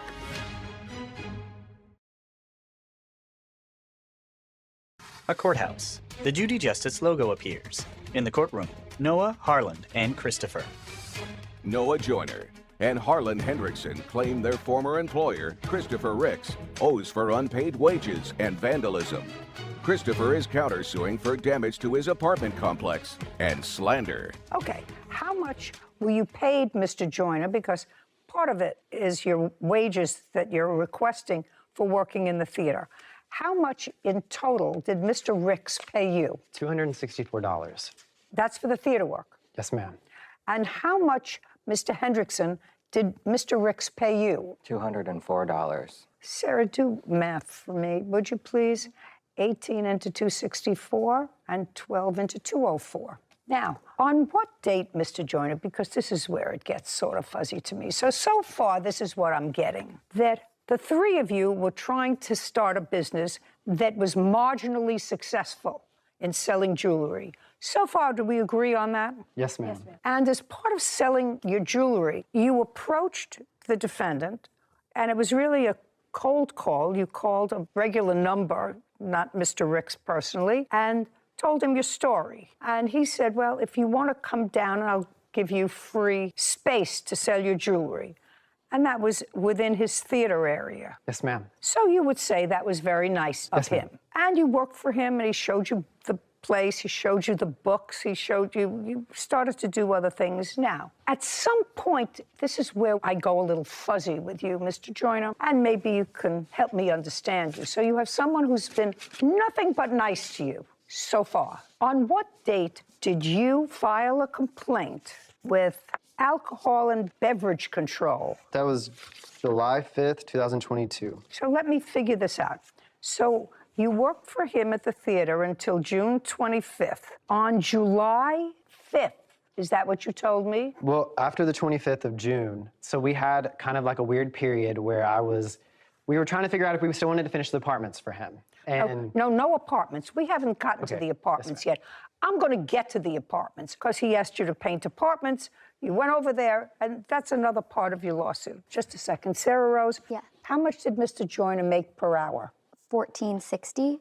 Minimum wage. And Mr. It's Hendrickson 11 in Arkansas. would be 17 an hour. And he made 17 an hour. Correct, for 12 hours at $200. But there was no actual. Hours are not There was no actual documentation. Like we did not have a clock in, clock out. But the 18 hours is not correct, though. We have Just no a second. data. We Just have a no second. data. You have no data. Right. He does. But there's no it's not actual fact. It's not fact. I don't know whether it's factual. How do I know? You're supposed to keep track. Yes, ma'am. You're supposed to keep track. We're not the business owners. Just a second. You want Of the the money. theater. Right now, he's paid you more than the minimum wage for being around. I mean, the theater ran for how many years before they worked for you for 6 days? Been about a year and a half. I bought it during COVID. Okay, and this was your first time working in a theater. Yes, ma'am. Yeah, so you had no fund of information. He wasn't paying you for expertise. He was paying you for those few days, and you were following him around, closing a stand, whatever you were doing, and you were paid more than the minimum wage, which is, I assume, more than you made selling your jewelry for the 3 days you were there. Yes, ma'am. Right. Right. Okay, I'm still going to wait for this answer, because at some point after you stopped working for him at the theater, and after you had mulled over some information that you thought you had acquired while you were working for him, I want you to do a step-by-step why you contacted the authorities, because he does have an alcohol license, right? I assume if you have an alcohol, if you contact, don't look at each other. Just look at me. I'm actually the nastiest one here. Agree. Well, so alcohol beverage control. So what information, sir, did you give alcohol beverage control that caused the investigation? Your Honor, he was not the one that called them. I was. We both called. So what happened during the time that we were working those 4 days, he would serve other people alcohol. He would get on our asses about IDing people, how to sign the papers for ABC, everything. And I made sure to take a picture of the number. I didn't take a picture of the whole document itself. What are you talking about? What document? The ABC paper. Whenever we had to sign the paper saying that if we didn't ID someone and the ABC came in and found out about it, we would be fined and we would be held responsible, not Chris. We had to sign those papers. Okay. That stuff. So you signed the but papers. during that, after we signed that, we noticed Chris was still giving out free alcohol to people, pouring it, wasn't even checking people's IDs. So I called the ABC and I said, I think there's suspicion that he's giving minors alcohol. Because there were people there that were 19 years old that were coming up to us saying, oh, well, yeah, we're 19, but we're cool with Chris and stuff like that in ways. Like they had a way with Chris or whatever, friends with Chris. We just started working there. We don't know the regulars. We don't know what the life is like. I'm just trying to think of why you would do that for somebody who was, forget whether I believe you or not, forget the loosey-goosey of what you just told me. Maybe he said, We actually have a recording that he admitted to giving one of our 19-year-old employees alcohol. Because he said... And? Just tell me, and? I want to know why you called them on July 5th. You were no longer there. Did that have to do with the painting? Was that before or after you started painting? That was after we started painting. Of course it was after you started painting. Now, so let's go to the second part of your lawsuit. Second part of your lawsuit involves the work that you both did for him. You have an apartment complex, Mr. Ricks. Correct. And that apartment complex contains how many apartments? 20. I bought it as a rehab. And it was completely vacant. And at the time that you asked them if they wanted to paint it, it was vacant, all 20 units? Correct. Tell me, how did you approach Mr. Ricks, or he you, about this house painting job? We were trying to get away from all the stuff that we were seeing and hearing at the theater. So we asked if he had other jobs for us, and he said he had apartments that needed to be painted last week, and that if we could get in there and finish them, great. Okay, now I'm going to come back to what you just told me. You just told me that you saw things at the theater, that he served somebody that you know who was 19 alcohol. And that was very distressing to you. So distressing that you said to him, do you have any other work for us? It wasn't just that Just a second. instance. Just no, a ma'am. Caption, coming up. How many hours did you work on each of those days, Mr. Hendrickson? I do not remember the hours for the days, but I calculated all the hours together, and it was 52. Well, then you know how many hours you worked. Technically, yes. What do you mean, technically, yes? Whitney grins. A courthouse. The Judy Justice logo appears. In the courtroom, Noah, Harlan, and Christopher. Noah Joyner and Harlan Hendrickson claim their former employer, Christopher Ricks, owes for unpaid wages and vandalism. Christopher is countersuing for damage to his apartment complex and slander. Okay. Did he take you over to paint the complex in handcuffs? Did he take you over there in a van? Did you ask him for additional work? He's the only person really in Hot Springs, Arkansas that we felt like we could relate to and feel comfortable working for. I asked you a very simple question. Give me a very simple answer. Did you ask him for more work? Yes. And did he say, I have an apartment complex that needs painting? Yes. And did you agree on a price? Yes, ma'am. And what was the name of the last person that you did painting for? House painting. I did it for my parents when we built our house, but that's... Very nice. I also painted a room once in my dining room when I was 24 years old. I actually thought I did a pretty good job. I would not hire myself out as a house painter, but because I painted my parents' living room when I was 12. So the answer is you had The reason why he was asking us to paint, because he couldn't find someone else to paint for him, because he wasn't paying people. I didn't ask Noah to paint. That's correct. Just a second. Sir. I was not asked to paint. Sir. No. Mr. Joyner, you know what your problem is? Your problem is you were dissatisfied with what you saw at his theater. And then you went, and now I'm speaking. You were dissatisfied with what you saw at his theater. While you were there, working at the theater, you did nothing about it. Zero. Even if it was true, you did nothing about it. We didn't want to lose our jobs at the time, Your Honor. You didn't have jobs at the time. You stopped working for him on the 25th of June. You didn't call alcohol until July 5th, you said, so you were no longer working for him in the theater. So it didn't start to bother you, really. June 22nd, June 23rd, June 24th, June 25th, the 26th, the 27th, the 28th, 29th, correct, Your Honor. 30th, all the way up until July 5th. The ABC report was not just filed by me, and it wasn't just on July 5th. There was also another instance where it was filed earlier, but that was with them, and there's no evidence about it. Just a second. You filed July 5th. Yes, ma'am. Now you're going to tell me what happened with the painting, because you finished the painting kerfuffle happened in July, right? Right. And it was after the painting kerfuffle that you called alcohol beverage. Yes, after the painting kerfuffle. Well, it was So during. It was during. What? It was during, kind of, almost. You're getting the feeling that It I'm wasn't not just sympathetic. me that You're filed the getting, report you're with getting. ABC. Well, just a second. You mean one of these other people who was also Harlan jobless? filed. I don't care. So we shouldn't have- Nobody we was shouldn't have reported filed. it at all. No, So we shouldn't have no, I'm reported it? trying to get to your motive, sir.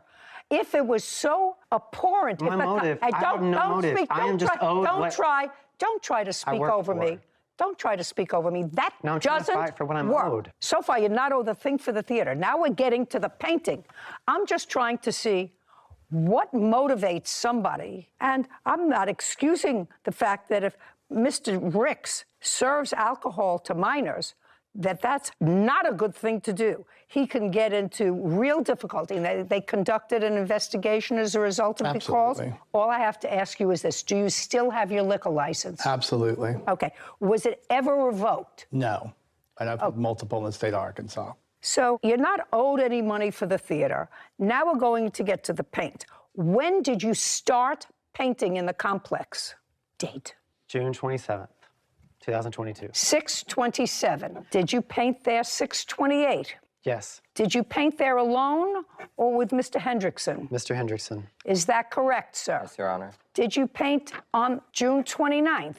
Yes, Your Honor. Did you paint after June 29th? No, Your Honor. So you painted there for 3 days. Is that correct? Actually, 5 days that I was there. I started on the 23rd. I was there for 3. And did you work the 23rd? I worked the 23rd through the 29th. Just 7 days. 23rd, 24th, 25th, 26th, 27th, 28th. So you worked weekends? Yes. It's not. Did you work weekends? I worked the 23rd through the 29th, 7 days. Well, 7 days. Just a second. Pay attention to me. 7 days includes a weekend, Yes. Saturday and Sunday. Did you work Yes. Saturday and Sunday? Yes, I did, Your Honor. Not Sunday. I'm going to go back to you. Did you work Saturday and Sunday? I worked the morning of Sunday, and I left 3 hours All right. after getting there. Okay, so forget Sunday. Now, how many hours did you work on each of those days, Mr. Hendrickson? I do not remember the hours for the days, but I calculated all the hours together, and it was 52. Let me understand what you just said to me. You don't know how many hours in each day, but you calculated them together and came up to 52 hours. Would you repeat what he said to me? Because it's mind-boggling to me. He said, I do not remember the hours for the days, but I calculated all the hours together, and it was 52. How do you calculate all the hours? Let me answer my... Owners Ernie and Sonia Gallego for a refund on custom T-shirts. Court come to order. All rise. Have a seat, please. Kevin. Case 2014, Koala Ehlers versus Gallegos. Thank you. Welcome. Your last name is Ehlers? Ehlers. Ehlers. Yes. You have a son. I do. And he plays a sport. He does. What kind of a sport does he? He is in asphalt racing. Is he on a team? We have our own team. It's called Lionheart Racing. And how many people are on the team? He is the sole driver, but we have a pit crew of approximately 8. And he doesn't wear a uniform. When he wears drives. a race suit, yes. He wears a race suit. Correct. So the T-shirts that you ordered from the defendant were for the 8 and crew. It was to sell. My son has a congenital heart defect, and he was treated when he was very young at Chalk Hospital. So we sell shirts to donate the proceeds to Chalk Hospital. To whom? We sell shirts to fans, to the pit crew, to family, friends. Well, pit crew is only 8 people. I assume you give them a shirt. We do. Yeah, of course. So the other ones you sell, if you could sell. How many years have you been selling these shirts? 2 years. And last year, who made the T-shirts for you? A place called Rush Order Tees. Would you look that up, please? Sure. It's an online T-shirt ordering. And when they came last year, how many did you order? We ordered 200 last year. How many did you sell? We sold all of them. And how much were they? A piece? They were $25 a piece. To make? To make 13, I believe. So you were able to give a lot of money that year to your favorite charity. Correct. Why didn't you go back to Rush Order Tees this year? Sonia, the defendant. No, I'm asking you, were satisfied with your product? I was. And I was actually in the process of getting ready to place a new order when I received a call at my office asking if I would be interested in placing an order with their company that was a local company. And who did you get that call from? Sonia. That's you. Yes. How did you get the plaintiff's number? I was making calls to local businesses listed as members of the Placentia City Chamber of Commerce. Her place of business, Impact Properties, came up as a member, and I made a call, and she was the one that answered the phone. And what did you say to her? I introduced myself, and I let her know that we are a screen printing business here in Placentia, and I was reaching out to local businesses to see if they would be interested in ordering custom T-shirts, and if not, at least to let them know that we offer those services for future reference. How much did you quote her per T-shirt? So she ordered a few different garments. Just tell me what you quoted her. $14 per T-shirt. That's $1 more than you had paid last year. Correct. Had you gotten a quote from Rush Order for this year? Not yet. Well, that would cut into your profit by about $200. Except that I didn't have to pay shipping. Rush Order isn't a large online reputable business for screen printing, bags, cups, shirts, things like that. And you were happy with them last year? Yes. On what date did you place an order with the defendant's company for these T-shirts? March 30th. Do you have a written agreement? I do. May I see it, please? I would like to note that the $14 quote was for 90 T-shirts, not 200. So that does. I just want to see what the contract says. Yes, $14 was for 90. That was for short sleeved. Long sleeve printed was $16 plus tax. There's a setup fee, redraw artwork, extra large sizes. Well, this is not a signed agreement. However, the last sentence reads, by submitting your payment, you agree to these terms and conditions. You are verifying that all the information on the invoice is correct. You submitted payment. I do have proof of payment. Yes. They don't dispute that you actually paid them because you had to pay them in advance. Correct. Okay, so this is a clear contract. And it's your claim that you were dissatisfied with the artwork, you had paid already, you want a refund, you did not use their T-shirts. Correct. And I believe you actually canceled or tried to reverse the credit card that you had used. I tried to get a refund through PayPal, correct. And according to you, that was denied because the defendant said that you had actually picked up the T-shirts. Correct. Okay. And I have proof of that from PayPal. I'd like to see that. Larissa hands a document to Kevin, who brings it to Judy. The incorrect logo was used. Judy reviews the document. Okay. Before I get into the substantive part of it, whether or not you like the artwork or not, who was contacted by PayPal? Which one of you? That would be, he handled the PayPal claim. I took care of PayPal. You took the call from PayPal? Yes. When you had communication with PayPal, do you have any proof, written proof of your communication, or did you just speak to PayPal verbally on the phone? Both. We talked on the phone, and we also, PayPal documents our conversations via email through the website. Did you tell PayPal that the plaintiff had picked up the merchandise? Yes. Well, that's not true. It is true. She picked up the merchandise. No. I don't believe that, sir. I believe she was dissatisfied with the merchandise. But unless you can prove to me that she picked up the merchandise, I don't believe that. Okay. Because she may be a tough cookie, and she may have gotten crazed with you and said miserable things about you in her review, but she would not be here today if she picked up the merchandise. Her event was the next day. The day she picked them up, it was the day before her event. Who gave it to her? We gave it to her. Not we. No, not we. Who gave it to her? I gave it to her? You're asking me a question, sir. You're asking me a question. Her order was... Just a second. You have a business? Yes. You're in a building.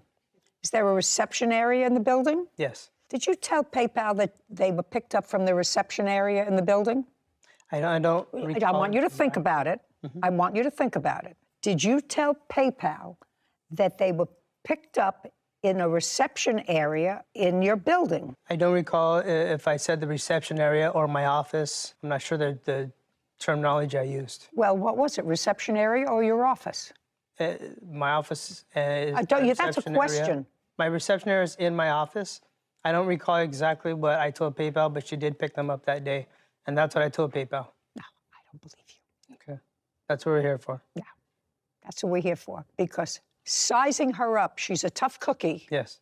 And she, as I said, might have been dissatisfied with the logo, which I don't necessarily have to even go into now. What the screen was like, what the colors were off, or whatever it was, I don't have to go into that. Because if I believe that she did not pick up the merchandise, and you told PayPal that she did pick up the merchandise, she gets her refund back. Now, so I'm going to come back to you. You didn't like the way they looked. Correct. I don't care why. Did you have other shirts made? I did. I have one of them here today. Do you have an invoice for the other shirts? Who did you have them made by? Rush Order Tees. That's easy. When did you have them made by Rush Order Tees? I had them made in May. Well, that's about 30 days later. And did you sell them? Yes, we did. Okay. Pull up an order from your phone for Rush Order Tees, please. While you're looking at it, just tell me, how much did you pay for them from Rush Order Tees, and how many did you order? It was just slightly over $2,000. I believe we ordered 110 T-shirts. Okay. And you got them sometime in May. Correct. I'm sorry, that was April 26th was the exact date. May I see it, please? Larissa pulls up a document on her phone. There's my order. She hands the phone to Kevin. He brings it to Judy, who reviews the document.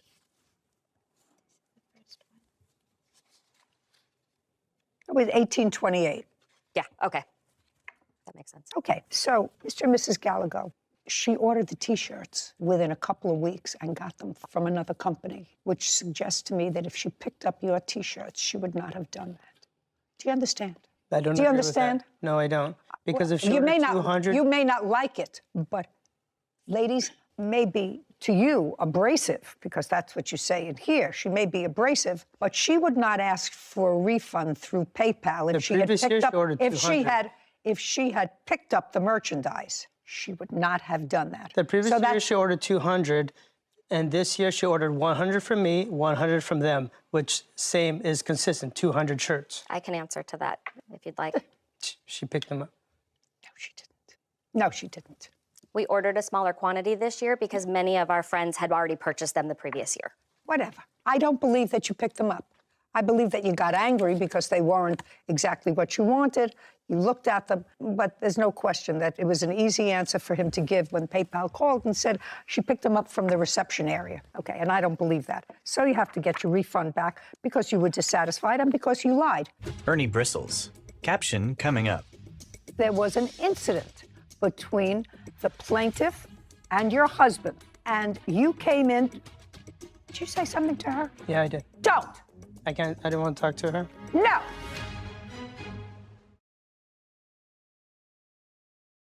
A courthouse. The Judy Justice logo appears. In the courtroom, Larissa, Ernie, and Sonia. Larissa Kuala-Ehlers claims business owners Ernie and Sonia Gallego owe for a refund on custom T-shirts.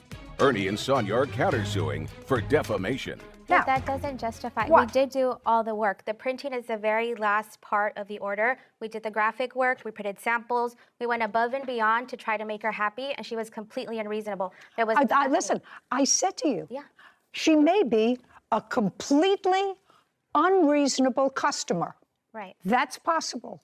Fortunately, I don't have to go into that because the reason your husband gave PayPal for not giving her a refund was because she took the merchandise. And I don't believe that. I believe she may have been, in your eyes, a totally unreasonable customer. And if your husband had said to PayPal, we were ready, willing, and able, we fulfilled our contract to the letter, and we could just not satisfy this lady. The merchandise is here, ready to be picked up. It was always ready to be picked up.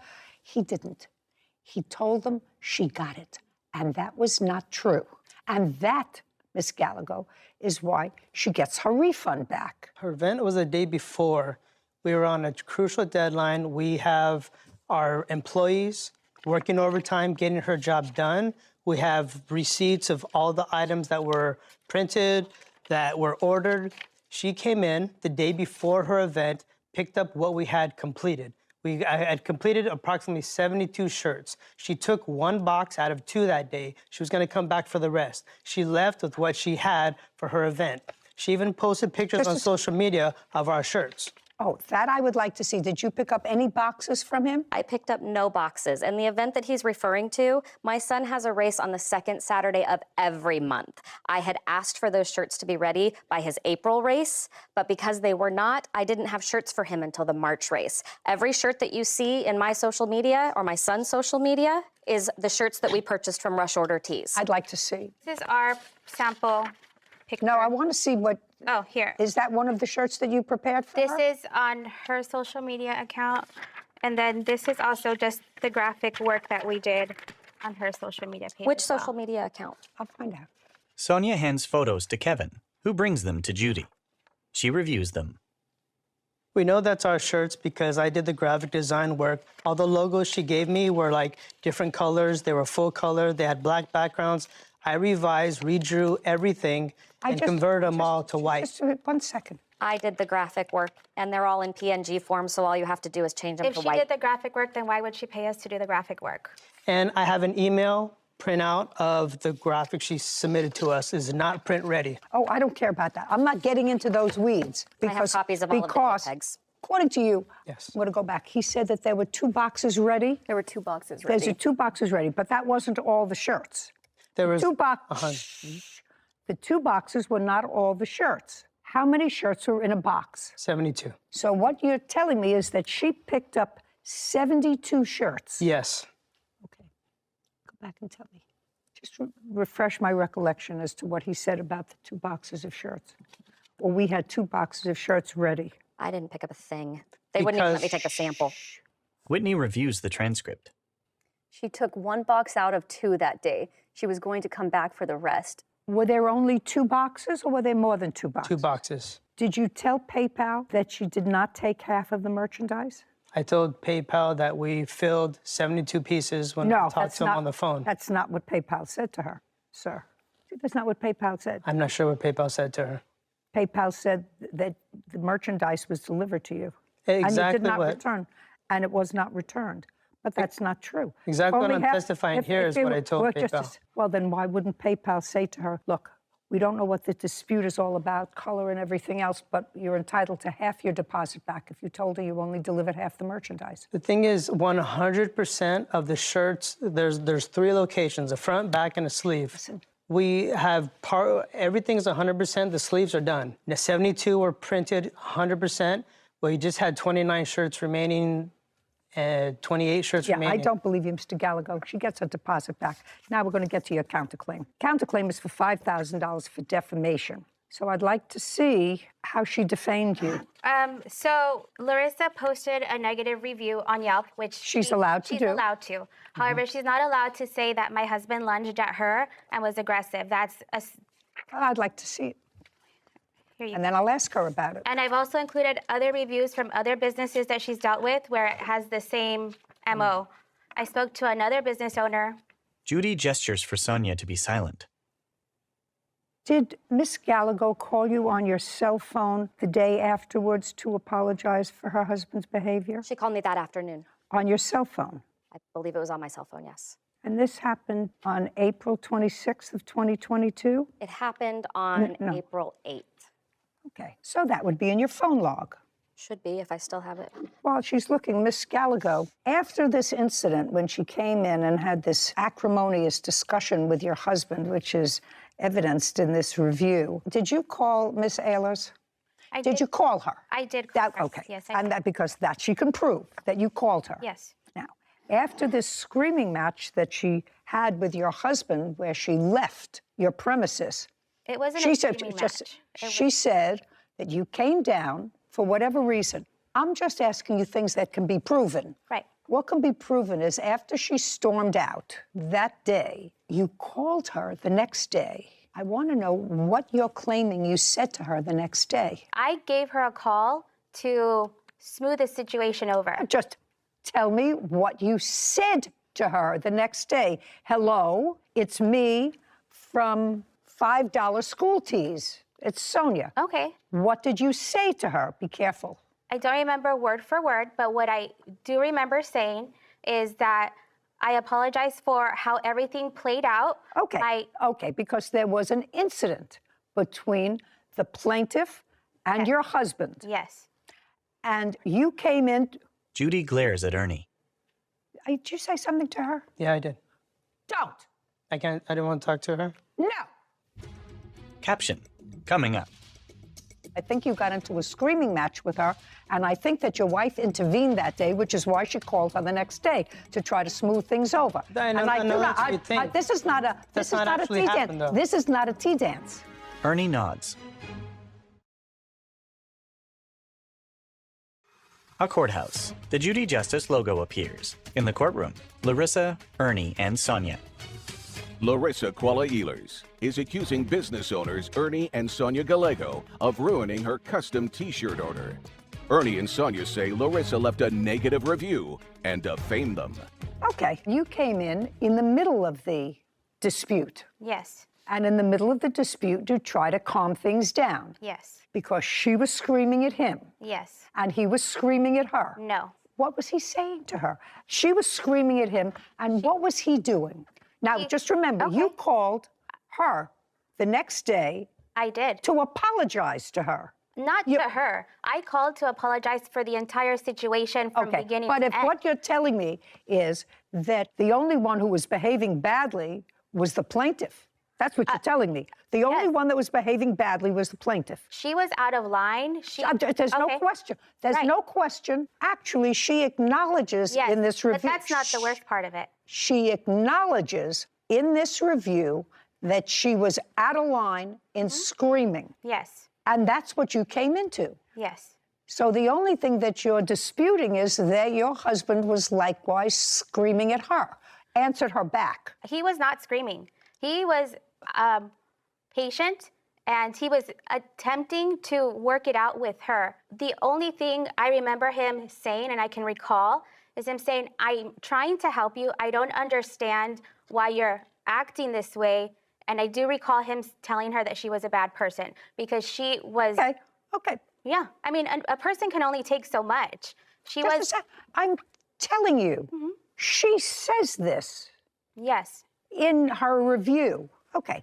Now, you want me to look at other reviews that she wrote for a carpet company in 2021. Yes, and I spoke to the owner. Judy reviews a document. Okay, first she complained about a carpet company and the horrible service. They laughed at her and disrespected her. Okay. And then that was in 2021. That was a year before. Then she posted a review, according to the timeline, in 2015. So 6 years before. It shows a pattern. No, a pattern. Yeah, a pattern. Three complaints. Three complaints from somebody who lives a life in 6 years. I have a copy of all of the Just a 5-star reviews. Okay, and this one said the owner wasn't interested in hearing her complaints. It was over the phone and hung up. That's 2015. Okay, she takes her reviews seriously. Now, you want to show me other reviews? These are all of the 5-star reviews that I've done as well. Yeah. I'm an equal opportunity Yelper. Just a second. Larissa hands documents to Kevin, who brings them to Judy. Would you just show this to the plaintiff and make sure she agrees that those are hers, and then I'm going to have you show this to the defendants. Kevin hands a document to Larissa. Okay. Now show this to Miss Gallego. Kevin hands a document to Sonia. All you have to do is look at them quickly. Yeah. Well, no, just a second. Yeah. You didn't look at them. Oh, I was reading. Okay. You don't have to read the whole thing. These are 5-star reviews. Yes. Count how many she did. Yes, I see that there's a good... So she takes her reviews seriously. It's not a pattern. Right, but she's aggressive in everyone. Like I mentioned... No, not aggressive in here. Well, not in those. Not in the negative here. ones, yes. Not in here, and 2 of the ones that you gave me were over the phone. If I told you how many times my husband hangs up on people over the phone aggressively... I understand, but name-calling and belittling people and calling him... retarded, stupid. Just a second. All unladylike. She attacked my faith. Oh, listen to me. That's not what you're talking about, Mr. Gallego. You're talking about a lawsuit for defamation, that she posted something that was false on the internet. And I'm telling you it wasn't false because I think you got into a screaming match with her, and I think that your wife intervened that day, which is why she called her the next day to try to smooth things over. This is not a tea dance. This is not a tea dance.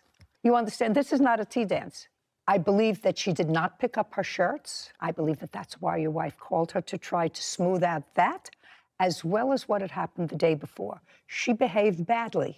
You're allowing a tyrant to get away with this. I'm allowing a tyrant to get away with this? She completely bashed us. She's lying. She picked up her order. No, I don't believe that. Your Honor, my reputation, I work with students, I work with teachers, moms. My reputation, I don't advertise. Just a second. It's all word of mouth.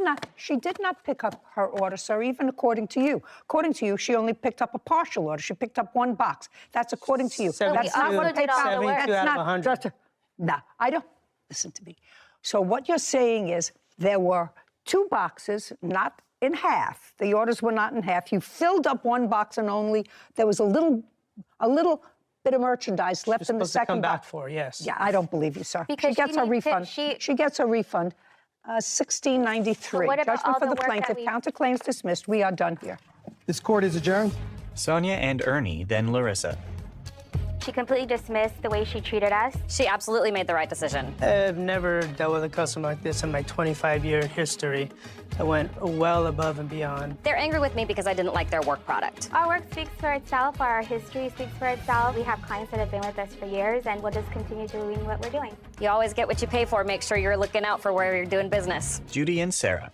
I really believe that she got aggressive with him when she went to pick up those T-shirts. She acknowledges she got aggressive with him. She says in her Yelp review, sorry to say that she became angry and agitated and started screaming at him, which he doesn't have to tolerate. I do believe that his wife intervened, as she said in her Yelp review, that his wife came in saying to his wife, I'm talking to her, not to you. I can Really actually, heated moments. I can actually see Visualize him. it. I can actually visualize him saying that. The problem is you have to make a judgment. And the judgment really was whether somebody who was aggressive, and she was, who knows her business, knows what she wants.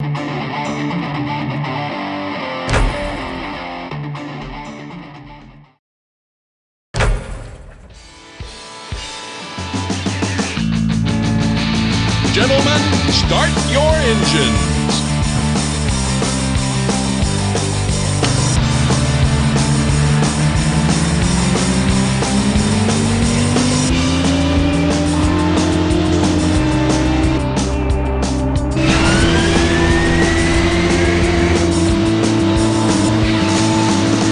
It's good.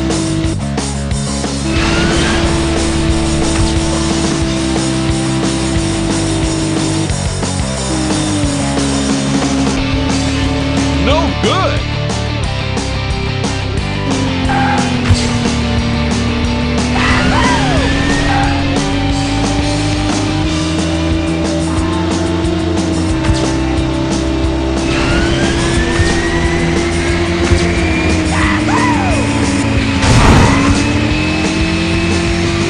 Game over.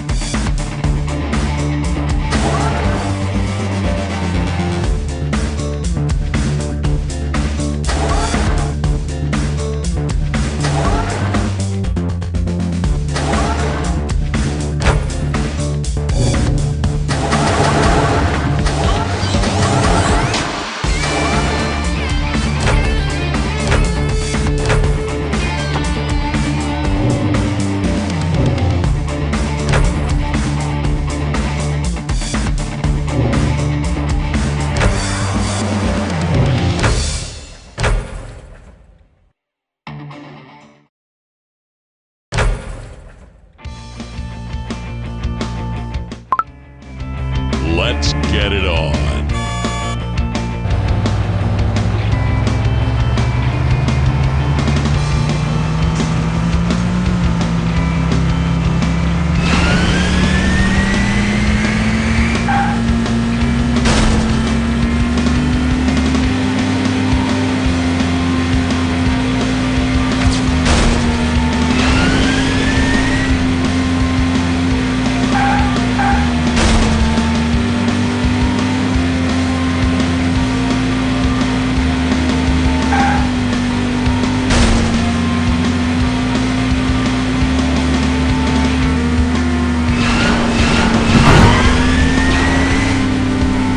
Unbelievable!